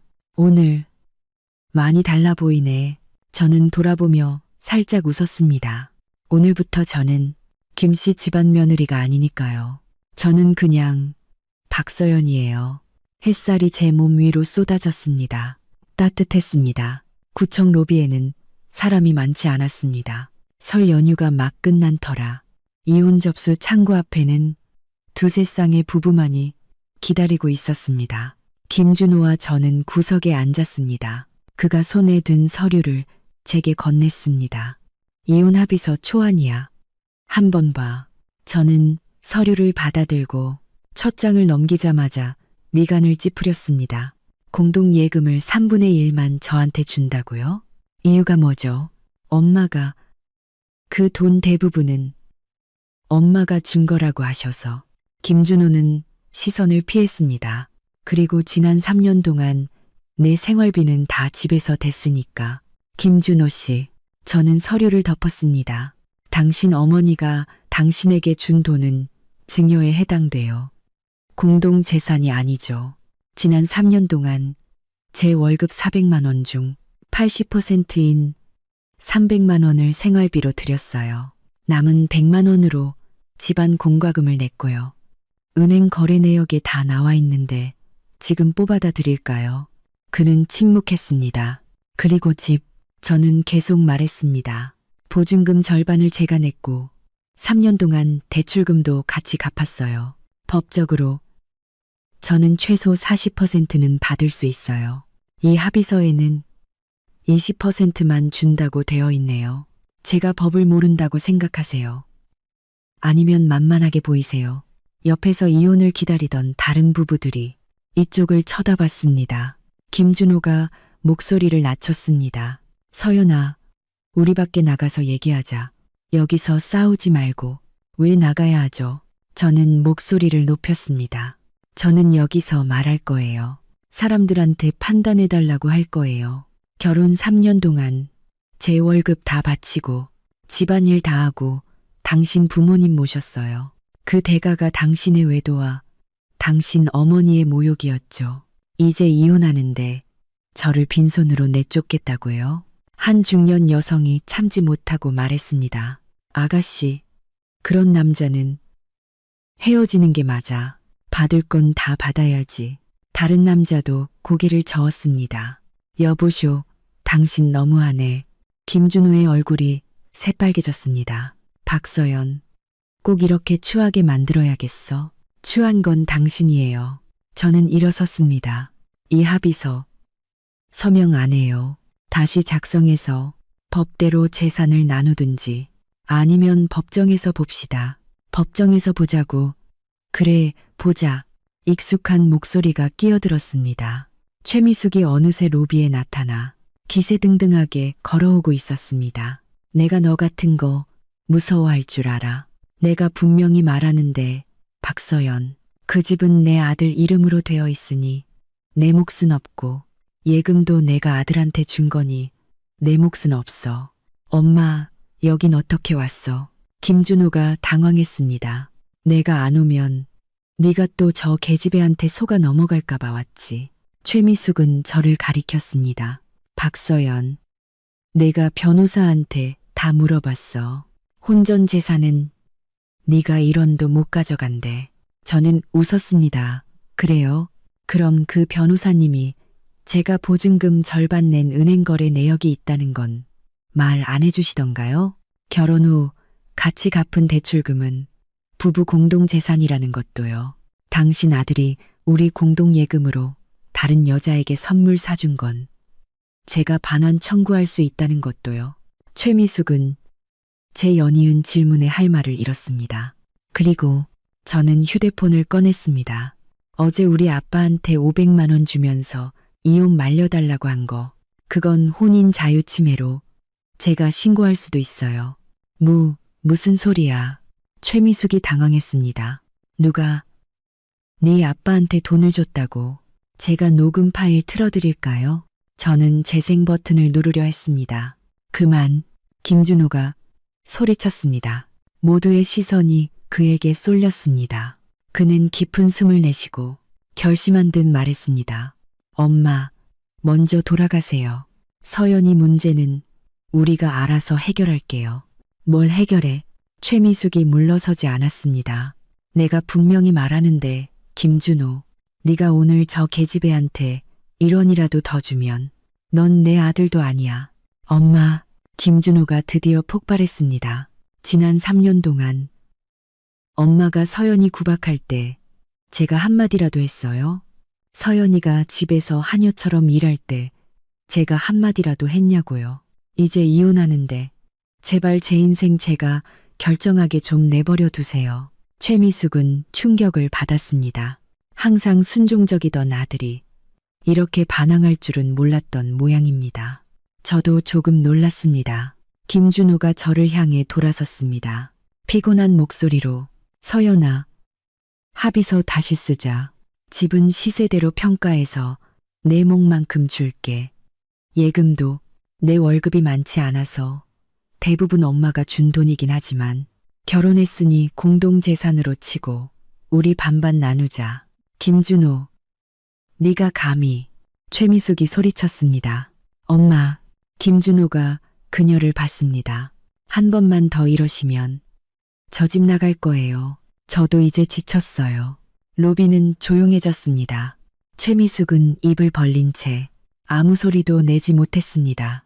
아들의 반항에 충격을 받은 듯 했습니다. 좋아요. 저는 고개를 끄덕였습니다. 오늘 서류 정리하고 재산 분할 합의서는 나중에 작성하죠. 이혼 절차는 빠르게 진행되었습니다. 서명하고 도장을 찍고 직원이 결혼증명서를 회수하고 두 권의 짙은 붉은색 이혼 증명서를 내주었습니다. 증명서를 받는 순간 저는 생각보다 슬프지 않았습니다. 오히려 족쇄가 풀린 듯한 해방감을 느꼈습니다. 3년간의 결혼 생활이 드디어 끝났습니다. 구청을 나오니 최미숙은 이미 보이지 않았습니다. 화가 나서 가버린 모양입니다. 김준호는 계단에 서서 손에 든 이혼 증명서를 멍하니 바라봤습니다. 앞으로 어떻게 할 거예요? 제가 물었습니다. 모르겠어. 그가 씁쓸하게 웃었습니다. 아마 집을 나가야겠지. 지난 3년 미안했다. 이제 와서 그런 말은 의미 없어요. 저는 이혼 증명서를 가방에 넣었습니다. 재산 분할 합의서 작성되면 변호사 통해서 연락 주세요. 서연아, 그가 저를 불렀습니다. 미나 문제는 깨끗하게 정리할게. 저는 고개를 저었습니다. 그건 당신 일이지. 더 이상 저와는 상관없어요. 수진이의 차가 길가에 서 있었습니다. 그녀가 저를 향해 손을 흔들었습니다. 저는 그녀를 향해 걷다가 다시 돌아봤습니다. 김준호 씨, 충고 하나 할게요. 다음에 결혼하기 전에는 책임감 있는 남자가 되는 법부터 배워요. 그렇지 않으면 당신은 어떤 좋은 여자도 만날 자격이 없어요. 그는 그 자리에 서서 제가 차에 오르는 것을 지켜봤습니다. 차가 멀어질 때까지. 차 안에서 수진이가 조급하게 물었습니다. 어떻게 됐어? 잘 해결됐어? 생각보다 더 잘. 저는 이혼 증명서를 그녀에게 보여줬습니다. 드디어 자유야. 축하해.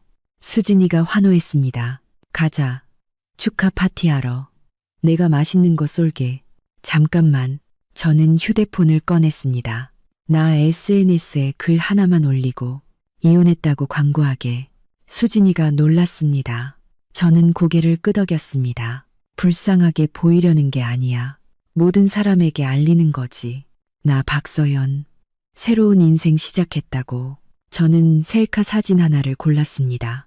빨간 코트를 입고 구청 앞에서 활짝 웃고 있는 사진이었습니다.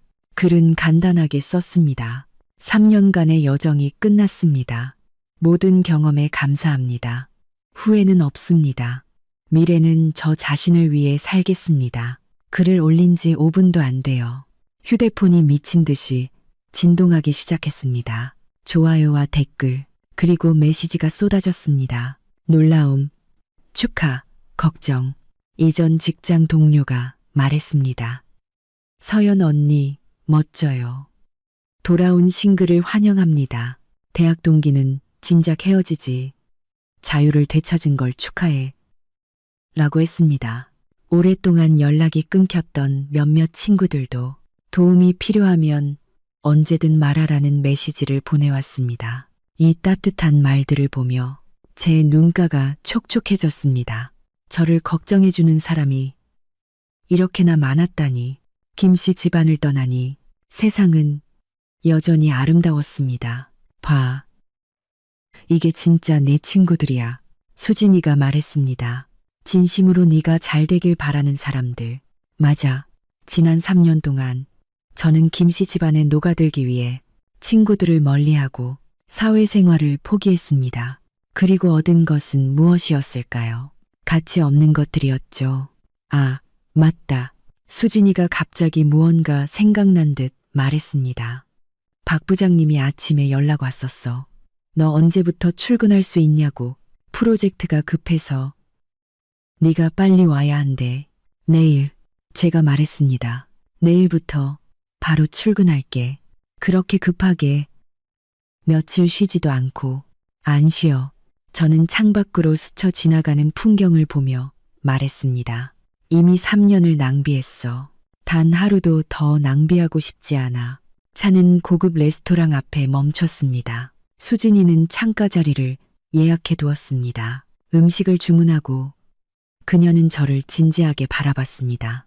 서연아, 너한테 계속 묻고 싶었던 게 있어. 지난 3년 후회해? 김준호랑 결혼한 거. 저는 오랫동안 생각하다가 고개를 저었습니다. 후회 안 해. 수진이가 놀랐습니다. 왜? 그 인간이랑 그 집구석이 너한테 어떻게 했는데. 그 결혼이 날 성장시켰으니까. 제가 천천히 말했습니다.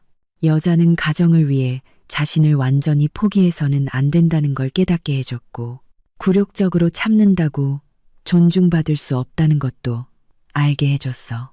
그리고 내가 스스로 벌어서 잘 살 수 있고, 누구에게도 의지할 필요가 없다는 것도 깨닫게 해줬지. 음식이 나왔습니다. 저는 생선 한 조각을 집으며 계속 말했습니다. 다시 돌아간다면 그와 결혼하지 않았을 거야. 하지만 이미 결혼했고 그 경험은 내 인생의 일부가 됐어. 그 경험은 날 무너뜨리지 못했어. 오히려 날 더 강하게 만들었지. 수진이가 와인잔을 들었습니다. 강해진 박서연을 위하여. 건배, 건배. 잔이 부딪히며 맑은 소리를 냈습니다. 월요일 아침, 저는 시간 맞춰 박 부장님 회사에 도착했습니다. 돌아온 걸 환영해 박 부장님이 직접 문 앞에서 저를 맞았습니다. 팀은 이미 꾸려놨어. 너만 오면 돼. 그는 저를 회의실로 안내했습니다. 안에는 7, 8명의 사람들이 앉아 있었습니다. 모두 새 프로젝트의 핵심 멤버들이었죠. 여러분, 소개하겠습니다. 박서연 씨, 우리 프로젝트 팀장입니다. 박 부장님이 말했습니다. 서연 씨는 프로젝트 관리 경험이 풍부합니다. 이번 은하수 마을 프로젝트는 서연 씨가 이끌 겁니다. 저는 조금 놀랐습니다. 은하수 마을은 올해 회사에서 가장 큰 프로젝트였습니다. 투자액만 수백억 원에 달했죠. 박 부장님이 이 프로젝트를 제게 맡길 줄은 몰랐습니다. 부장님, 이건 나는 내 능력을 믿어. 박 부장님이 제 어깨를 두드렸습니다. 3년 전에 네가 그만둘 때도 말했지만 언제든 돌아오라고. 이제 내게 증명해 보여. 저는 깊은 숨을 들이쉬고 팀원들을 향해 미소 지었습니다. 안녕하세요. 박서연입니다. 앞으로 잘 부탁드립니다. 회의가 끝나고 박 부장님이 저를 따로 불렀습니다. 서연 씨, 이 프로젝트 아주 중요해. 클라이언트 요구사항도 아주 까다롭고, 하지만 난 네가 해낼 거라고 믿어. 부장님, 믿어주셔서 감사합니다. 제가 진심으로 말했습니다. 아, 그리고 그가 잠시 망설였습니다. 강태우 대표, 기억나? 이번 프로젝트 투자자 중 한 명이야. 제 심장이 쿵 내려앉았습니다. 강태우, 제 첫사랑이었습니다. 대학교 때 우리는 3년을 사귀었습니다. 졸업 후 그가 유학을 가면서 우리는 평화롭게 헤어졌습니다. 나중에 그가 한국으로 돌아와 창업했고 아주 성공했다는 소식을 들었습니다. 기억나요? 저는 최대한 차분한 목소리를 유지했습니다. 그분이 왜요? 그분이 널 이 프로젝트 책임자로 지목했어. 박 부장님이 저를 봤습니다. 혹시 아는 사이야? 저는 고개를 끄덕였습니다. 대학 동기예요. 아, 그래서 그랬구나. 박 부장님이 이해했다는 듯 말했습니다. 그럼 잘해봐. 필요한 거 있으면 언제든 말하고. 새 사무실로 돌아와 저는 창밖의 번화한 거리를 바라봤습니다. 마음이 복잡했습니다. 강태호라는 이름이 제 삶에 나타나지 않은 지 아주 오래되었습니다. 당시 헤어진 것은 감정이 식어서가 아니었습니다. 인생의 방향이 달랐기 때문이었죠. 그는 유학을 가야 했고 저는 아픈 어머니를 돌보기 위해 한국에 남아야 했습니다. 나중에 어머니가 돌아가시고 저는 김준호를 만나 그 실패한 결혼을 시작했습니다. 휴대폰이 진동했습니다. 모르는 번호였습니다. 여보세요. 박서연. 전화기 너머로 낮고 매력적인 목소리가 들려왔습니다. 오랜만이다. 강태우였습니다. 강 대표님, 저는 애써 프로페셔널한 태도를 유지했습니다. 저희 투자자라고 들었습니다. 너무 서먹하게 구네. 그가 웃었습니다. 퇴근하고 시간 있어. 같이 저녁 먹자. 프로젝트 얘기도 하고. 저는 거절하고 싶었지만 그가 클라이언트라는 생각에 결국 동의했습니다. 네, 좋습니다. 식당은 조용한 일식집이었습니다. 제가 도착했을 때 강태우는 이미 와 있었습니다. 7년 만에 보는 것이었지만 그는 크게 변하지 않았습니다. 더 성숙하고 안정적으로 변했을 뿐 반듯한 정장 차림에 성공한 사람 특유의 여유가 느껴졌습니다. 서연아, 그는 일어나 제 의자를 빼주었습니다. 너는 여전하네. 너도 별로 안 변했어. 저는 앉아서 최대한 자연스럽게 보이려고 노력했습니다. 음식을 주문하고 그는 바로 본론으로 들어갔습니다. 박 부장님한테 들었겠지만 내가 널 이 프로젝트 책임자로 지목했어. 왜요? 저는 그를 똑바로 쳐다봤습니다. 지금 당신 위치면 더 유명한 팀을 찾을 수도 있었을 텐데요. 널 믿으니까. 강태우가 진지하게 말했습니다. 대학교 때 네가 했던 프로젝트들 아직도 인상 깊게 남아있어. 그리고 그는 잠시 말을 멈췄습니다. 네가 몇 년 동안 어떻게 지냈는지 알고 있었어. 저는 굳었습니다. 알고 있었다고요? 수진이가 내 사촌 동생이야. 그가 태연하게 말했습니다. 그제야 생각났습니다. 수진이가 정말로 아주 능력 있는 사촌 오빠가 있다고 말했었죠. 하지만 저는 그게 강태우일 거라고는 상상도 못했습니다. 그래서 저를 동정하신 거예요? 기분이 조금 상했습니다. 동정이 아니야. 강태우가 고개를 저었습니다. 믿음이지. 실패한 결혼 생활에서 일어나서 다시 일을 시작하는 여자는 무슨 일이든 해낼 능력이 있다고 믿어. 음식이 나왔습니다. 우리는 잠시 침묵했습니다. 이혼했다며 그가 물었습니다. 지난주에 했어요. 제가 짧게 대답했습니다. 미안. 괜한 걸 물었네. 괜찮아요. 저는 고개를 들어 그를 봤습니다. 강태우 씨, 만약 저를 돕고 싶어서 그런 거라면 감사해요. 하지만 동정은 필요 없어요. 동정 아니라고 했잖아. 그가 젓가락을 내려놓았습니다. 서연아, 나도 이혼했어. 작년에, 이번에는 제가 놀랄 차례였습니다. 3년 결혼 생활이었고, 역시 집안 문제였지. 그가 씁쓸하게 웃었습니다. 그래서 수진이 SNS 보고 네가 이혼한다는 소식 들었을 때 그 기분이 어떤 건지 아주 잘 이해했어. 당신은 왜 이혼했는데요? 전 부인은 집안에서 정해준 사람이었어. 성격이 안 맞았지. 그는 간단하게 넘어갔습니다. 이혼하고 나서야 깨달았어. 결혼은 타협할 수 있는 게 아니라는 걸. 인생은 더더욱 그렇고 우리는 서로를 보며 웃었습니다. 그 어색함이 갑자기 사라졌습니다. 사적인 얘기를 끝내고 우리는 본론으로 돌아갔습니다. 강태우는 은하수 마을 프로젝트에 대해 많은 아이디어를 가지고 있었습니다. 우리는 얘기가 잘 통했습니다. 마치 대학교 때 같이 프로젝트를 하던 시절로 돌아간 것 같았죠. 너 하나도 안 변했다. 식사가 끝날 무렵 그가 말했습니다. 여전히 생각도 많고 열정도 넘치는 박서연 그대로야. 너도 마찬가지야. 제가 웃으며 말했습니다. 여전히 완벽을 추구하는 강태우. 그가 저를 집까지 데려다 주었습니다. 차에서 내리기 전에 그가 말했습니다.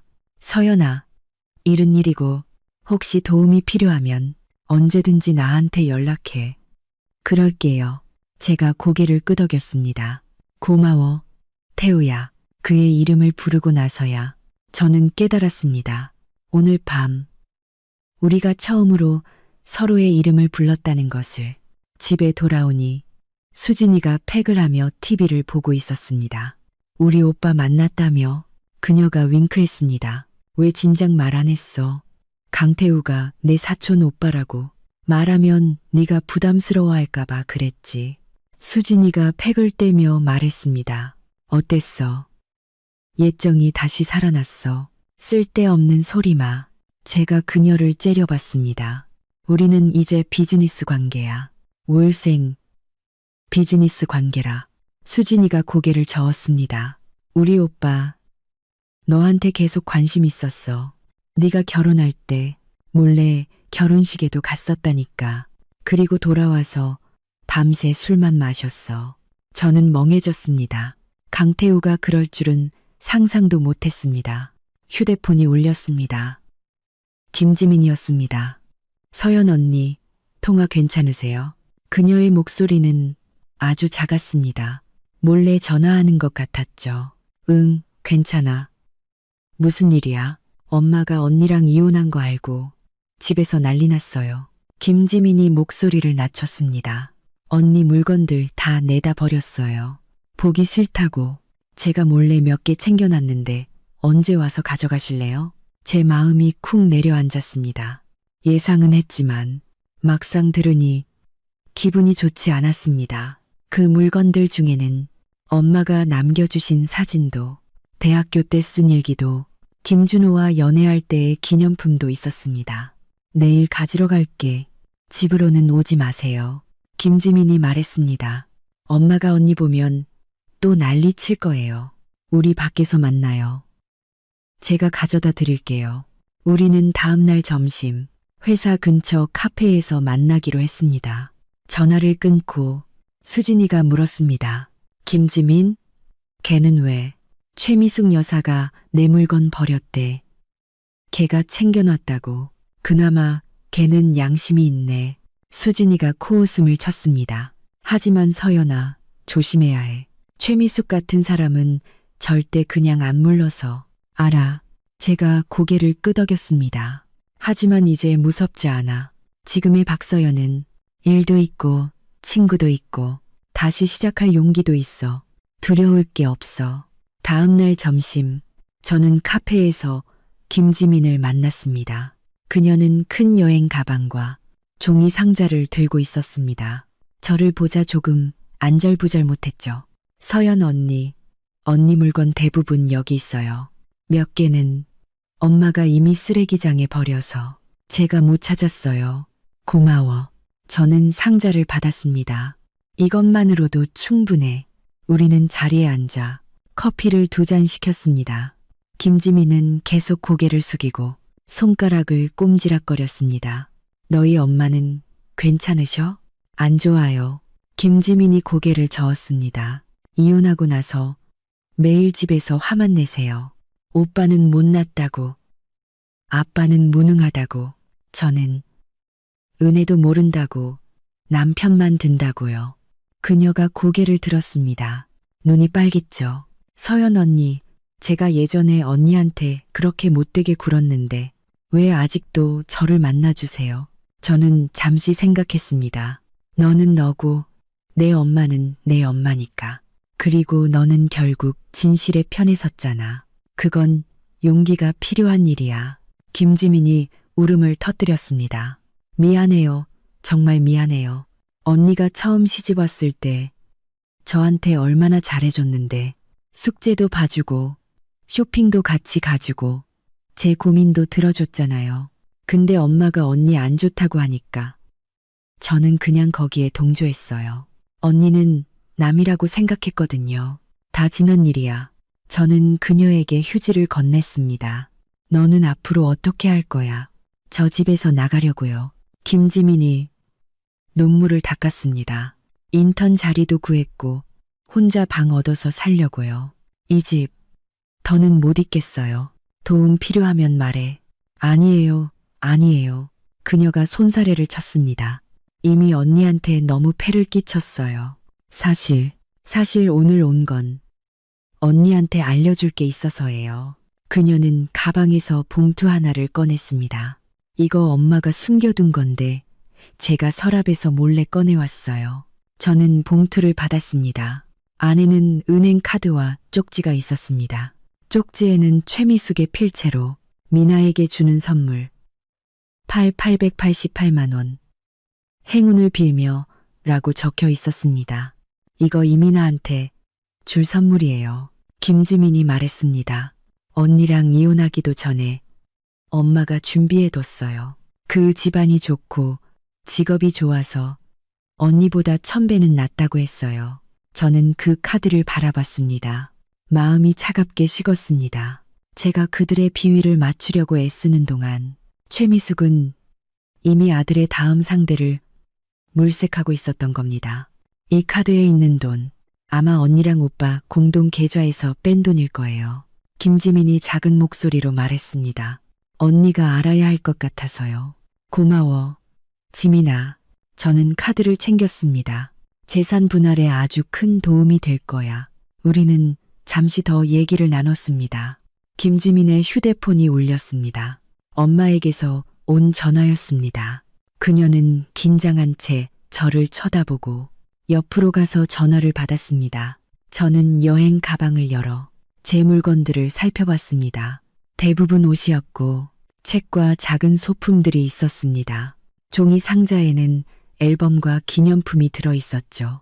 맨 위에는 저와 김준호의 결혼 사진이 있었습니다. 사진 속 우리는 아주 행복하게 웃고 있었습니다.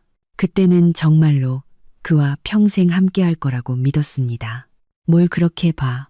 수진이가 어느새 와서 제 맞은편에 앉았습니다. 과거의 추억. 저는 사진을 다시 넣었습니다. 버릴 건 버려. 수진이가 말했습니다. 가지고 있어 봤자 속만 상하지. 아니, 제가 고개를 저었습니다. 이건 가지고 있을 거야. 미련이 남아서가 아니야. 나 자신에게 상기시키려는 거야. 한때 사랑 때문에 나 자신을 잃었던 적이 있었다고. 다시는 같은 실수를 반복하지 않기 위해서. 김지민이 돌아왔습니다. 얼굴이 하얗게 질려 있었죠. 엄마가 카드 없어진 거 알았어요. 집에서 난리 났어요. 저 빨리 돌아가 봐야 해요. 안 그러면 저를 의심할 거예요. 조심해. 제가 당부했습니다. 김지민은 고개를 끄덕이고 잠시 망설이다가 서연 언니, 저 가끔 연락해도 돼요? 저 정말 언니한테 디자인 배우고 싶어요. 물론이지. 제가 미소 지었습니다. 언제든지 환영이야. 김지민이 떠나고 수진이가 그녀의 뒷모습을 보며 말했습니다. 저 애는 그래도 엄마랑 오빠보다는 낫네. 아직 점잖아. 구제할 수 있어. 저는 여행 가방을 닫았습니다. 가자. 회사로 돌아가야지. 오후 회의는 순조롭게 진행되었습니다. 팀원들은 제 제안에 좋은 반응을 보였습니다. 회의가 끝나고 박 부장님이 저를 사무실로 불렀습니다. 서연 씨, 강 대표가 어제 네 제안에 아주 만족했어. 그가 웃으며 말했습니다. 내일 오후에 자기 회사로 와서 자세히 얘기하자고 하더라. 이게 주소야. 내일이요. 네, 알겠습니다. 열심히 해. 박 부장님이 의미심장하게 말했습니다. 강 대표가 이렇게까지 사람을 칭찬하는 거 드문 일이야. 자리에 돌아와 자료를 정리하려는데 휴대폰이 울렸습니다. 최 변호사였습니다. 박서연 씨, 공유해드릴 상황이 있습니다. 최 변호사의 목소리는 진지했습니다. 김준호 씨 측에서 아주 유능한 변호사를 선임했습니다. 재산 분할 문제로 걸고 넘어질 생각인 것 같습니다. 어떻게 하려는 거죠? 그들은 집 보증금 절반을 당신이 낸 것을 부인하고 있습니다. 당신이 자발적으로 증여한 것이라고 주장하고 있죠. 그리고 오히려 당신이 가정폭력을 저질렀다고 주장하며 정신적 피해 보상을 요구하고 있습니다. 저는 기가 막혀 웃음이 나왔습니다. 제가 그 사람을요. 그들이 사진 몇 장을 제출했습니다. 당신과 김준호 씨가 다툴 때 찍은 사진인데 당신이 감정적으로 격앙된 모습이 찍혔습니다. 최 변호사가 말했습니다. 하지만 괜찮습니다. 우리에게는 더 확실한 증거가 있으니까요. 그리고 어제 주신 카드 정보가 아주 유용했습니다. 그들이 혼인 기간 중 재산을 은닉했다는 증거가 됩니다. 다행이네요. 제가 한숨을 내쉬었습니다. 한 가지 더 있습니다. 최 변호사가 잠시 말을 멈췄습니다. 김준호 씨의 어머니 최미숙 여사가 어제 당신 아버지 댁에 찾아갔습니다. 제 심장이 철렁했습니다. 그 여자가 또 뭘 하려고요?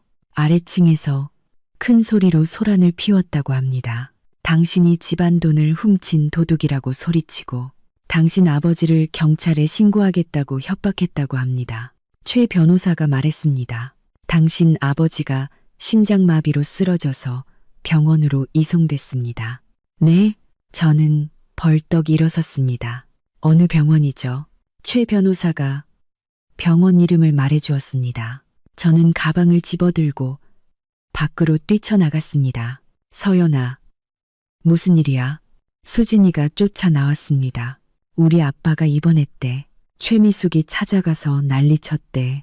제 목소리는 떨리고 있었습니다. 내가 데려다 줄게.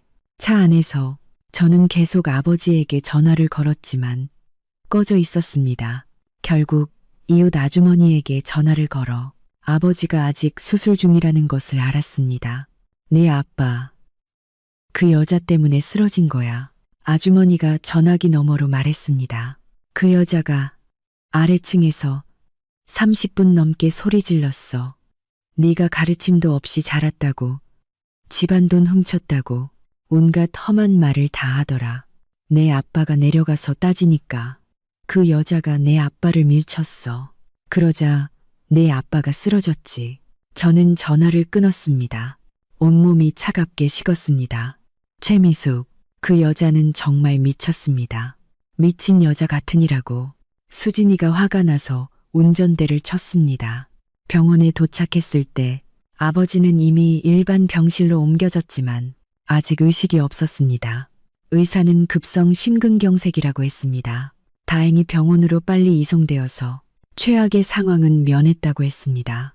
저는 병상 옆에 앉아 아버지의 늙은 얼굴을 바라봤습니다. 눈물이 멈추지 않았습니다.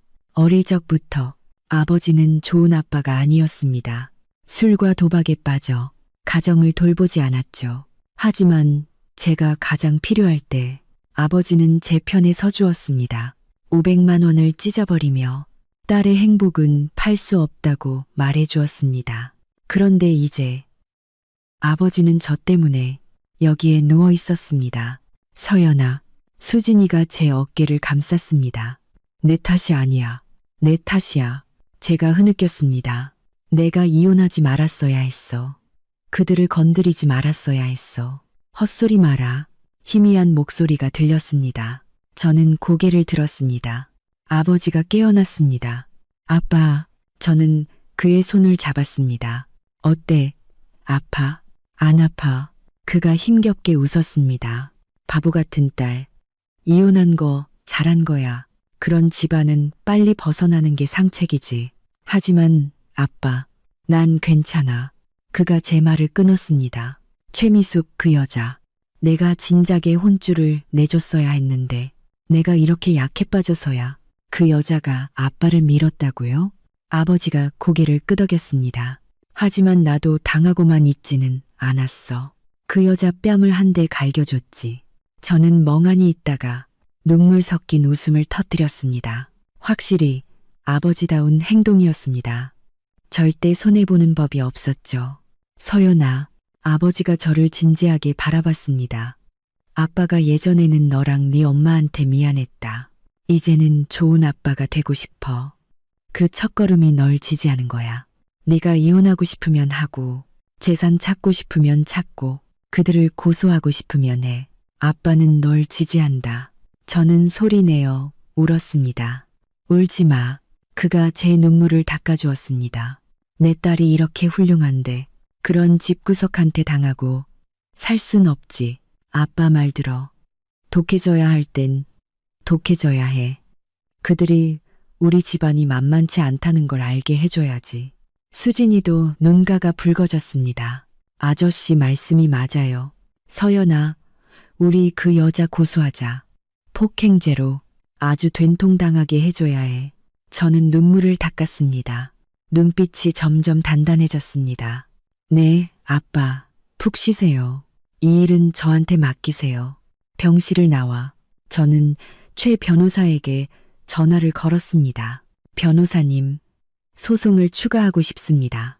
최미숙을 폭행죄로 고소하고 민사상 손해배상을 청구할 겁니다. 그리고 김준호의 재산 은닉 증거도 모두 법원에 제출해 주세요. 그리고 저는 창밖의 도시, 야경을 보며 한 글자 한 글자 힘주어 말했습니다. 기자회견을 열겠습니다. 김씨 집안이 제게 한 모든 짓을 세상에 알릴 겁니다. 참는다고 존중받을 수 없다면 선량함에도 나를 세워야 했습니다. 그들이 무자비했다면 저도 무정해질 수밖에 없었습니다. 기자회견은 일주일 후에 열렸습니다. 그동안 아버지는 퇴원했고 저는 아버지를 수진이 집으로 모셨습니다. 김지민은 몰래 집을 나와 작은 방을 얻어 살기 시작했습니다. 가끔 아버지를 보러 와서 말동무가 되어주었죠. 김준호는 몇 번 저를 찾아와 합의를 보자고 했습니다. 저는 모두 거절했습니다. 서연아, 우리 엄마가 순간 실수한 거야. 이미 반성하고 있어.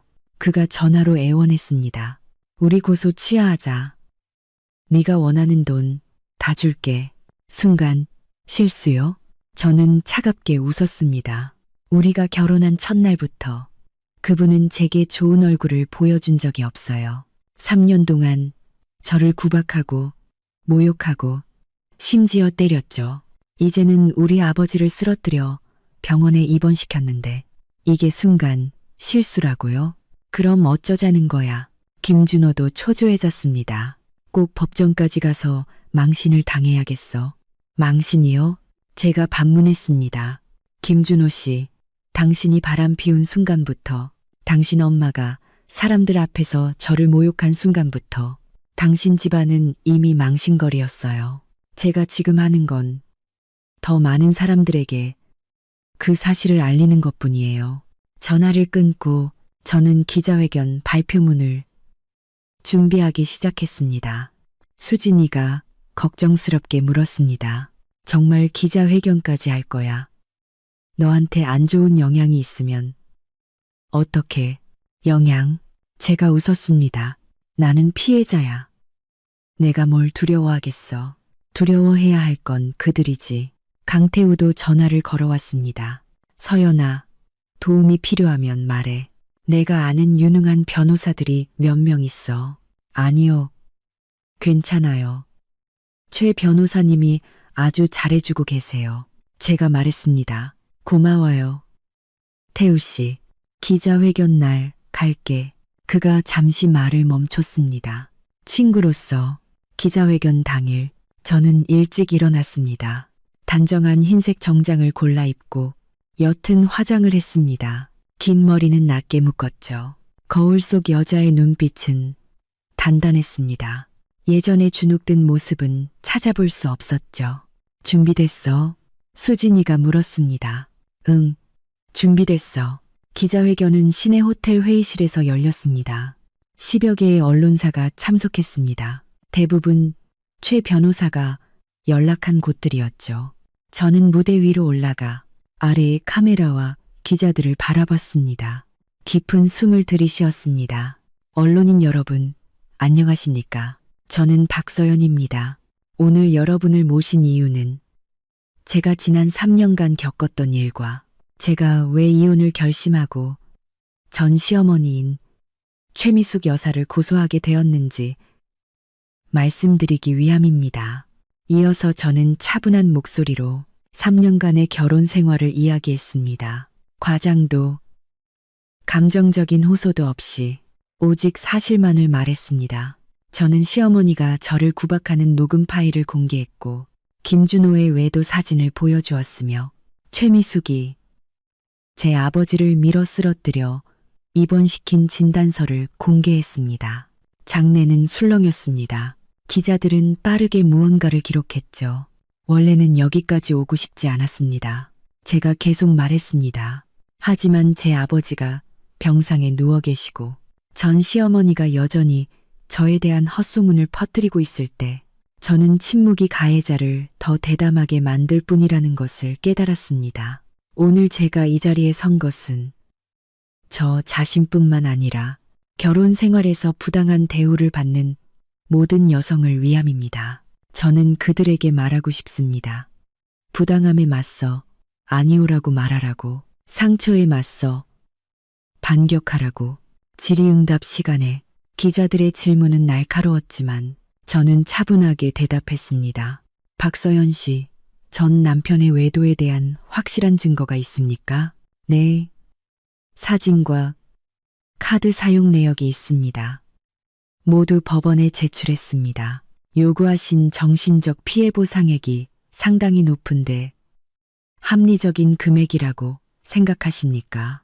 제가 지난 3년간 겪은 정신적 고통은 돈으로 환산할 수 없습니다. 이 금액은 변호사가 관련 법에 근거하여 산정한 것입니다. 전 남편에게서 연락이 왔습니까? 이 사건에 대해 어떤 입장을 보였나요? 그는 합의를 시도했지만 저는 거절했습니다. 저는 사적인 거래가 아닌 법의 공정한 심판을 원합니다. 마지막 질문은 한 여기자가 했습니다. 박서연 씨, 이 모든 일을 겪고 나서도 여전히 사랑을 믿으십니까? 저는 몇 초간 침묵하다가 미소 지었습니다. 네, 믿습니다. 하지만 저는 사랑 안에서 자신을 잃어서는 안 된다는 것을 더 굳게 믿습니다. 여자는 먼저 자기 자신을 사랑해야 다른 사람에게도 사랑받을 수 있습니다. 기자회견이 끝나고 최 변호사는 결과가 아주 좋았다고 말했습니다. 몇몇 주요 언론사에서 객관적으로 보도하겠다고 했고 온라인 여론도 대부분 저를 지지했습니다. 호텔을 나오니 강태우가 문 앞에서 저를 기다리고 있었습니다. 아주 잘했어. 그가 말했습니다. 용감했어. 고마워요. 제가 그에게 웃어 보였습니다. 여긴 어떻게 왔어요? 친구로서 응원하러 온다고 했잖아. 친구이자 투자자로서 그가 제게 서류처를 건넸습니다. 이거 봐. 저는 서류처를 열었습니다. 안에는 동업 계약서가 있었습니다. 내 디자인 스튜디오에 투자하고 싶어. 강태우가 말했습니다. 동정이 아니야. 내 능력을 믿는 거야. 은하수 마을 프로젝트. 아주 잘하고 있잖아. 네가 너만의 브랜드를 만들 수 있을 거라고 믿어. 저는 계약서를 훑어봤습니다. 조건이 아주 좋았죠. 왜요? 제가 고개를 들어 그를 봤습니다. 내가 박서연이니까. 그가 진지하게 말했습니다. 대학교 때 그 생각 많고 재능 있던 박서연은 사라진 게 아니니까. 제 눈가가 뜨거워졌습니다. 고마워요, 태우 씨. 아직 고마워하긴 일러. 그가 웃었습니다. 나 아주 까다로운 투자자야. 네가 제대로 못하면 투자금 회수할 거야. 그럴 기회는 안 줄 거예요. 우리는 서로를 보며 웃었습니다. 햇살이 좋았습니다. 한 달 후 법원 판결이 나왔습니다. 최미숙은 폭행죄로 징역 3개월에 집행유예 6개월을 선고받았습니다. 그리고 아버지에게 의료비와 정신적 피해보상금으로 총 8. 김준호는 부부 공동재산을 은닉한 사실이 인정되어 재산 분할에서 불리한 판결을 받았습니다. 결과적으로 저는 제가 받아야 할 집의 지분과 예금을 모두 되찾았습니다. 이혼 소송이 끝난 날, 저는 최 변호사, 수진이, 강태우, 그리고 아버지와 김지민을 초대해 식사를 했습니다. 식사 자리에서 아버지가 말했습니다. 내가 평생 제대로 한 일이 없었는데 딸 이혼 지지한 건 내 인생에서 가장 잘한 일이다. 김지민이 잔을 들었습니다. 서연 언니, 미안했고 고마웠어요. 언니 덕분에 알았어요. 여자는 누구에게도 의지하지 않고 스스로 멋지게 살아야 한다는 걸요. 수진이가 제 어깨를 감쌌습니다. 우리 디자인 스튜디오를 위하여 건배, 이름도 정했어. 리본 어때? 좋은 이름이네. 강태우가 미소 지었습니다. 리본을 위하여 건배, 리본을 위하여 잔이 부딪히며 맑고 경쾌한 소리를 냈습니다. 식사 후 강태우가 저를 집까지 데려다 주었습니다. 차에서 내릴 때 그가 말했습니다. 서연아, 계속 하고 싶었던 말이 있어. 뭔데요? 만약 네가 준비됐다면 다시 널 만나고 싶어. 그가 제 눈을 바라봤습니다. 과거를 메우려는 게 아니야. 미래를 시작하고 싶어서 그래. 저는 잠시 멍하니 있다가 웃었습니다. 태우 씨, 저는 지금 일에만 집중하고 싶어요. 알아. 그가 고개를 끄덕였습니다. 그러니까 기다릴게. 네가 준비될 때까지. 그의 뒷모습을 보며 제 마음속에 따뜻한 기운이 퍼졌습니다. 아파트로 돌아와 저는 컴퓨터를 켜고 디자인 도면을 그리기 시작했습니다. 제 첫 번째 프로젝트였습니다. 혼자 사는 여성을 위한 작은 아파트 리모델링이었죠. 그림을 그리다가 문득 3년 전 그 설날 밤이 떠올랐습니다. 혼자 주방에서 400개의 만두를 빚으며 거실에서 시어머니가 7번째로 아들이 저와 결혼한 걸 후회한다고 말하는 것을 들었던 밤. 그때 저는 제 인생이 그 만두 같다고 생각했습니다. 단단하게 감싸여 있지만 아무도 그 속이 무슨 맛인지 관심 없는. 하지만 이제 저는 알았습니다. 저는 만두가 아닙니다. 누군가에게 감싸일 필요가 없습니다. 저는 반죽이 될 수도 있고 만두소가 될 수도 있습니다. 제가 원하는 어떤 모습이든 될 수 있습니다. 휴대폰이 울렸습니다. 김준호에게서 온 문자였습니다. 서연아, 나 결혼해.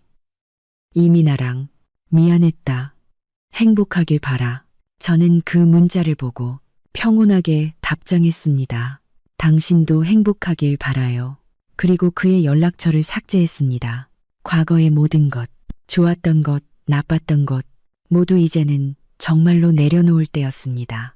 창밖에는 도시의 불빛이 가득했습니다. 이 도시에는 저처럼 결혼 생활에서 길을 잃었다가 결국 자신을 되찾은 사람들이 얼마나 많을까요? 알 수 없었습니다. 하지만 저는 알았습니다. 오늘부터 제 인생은 제가 결정한다는 것을. 디자인 프로그램을 열고 저는 계속 일했습니다. 선이 화면 위로 뻗어나가며 새로운 공간을 그려냈습니다. 미래를 향한 공간을. 그곳에는 빛이 있고 자유가 있고 박서연이 원하는 모든 것이 있었습니다.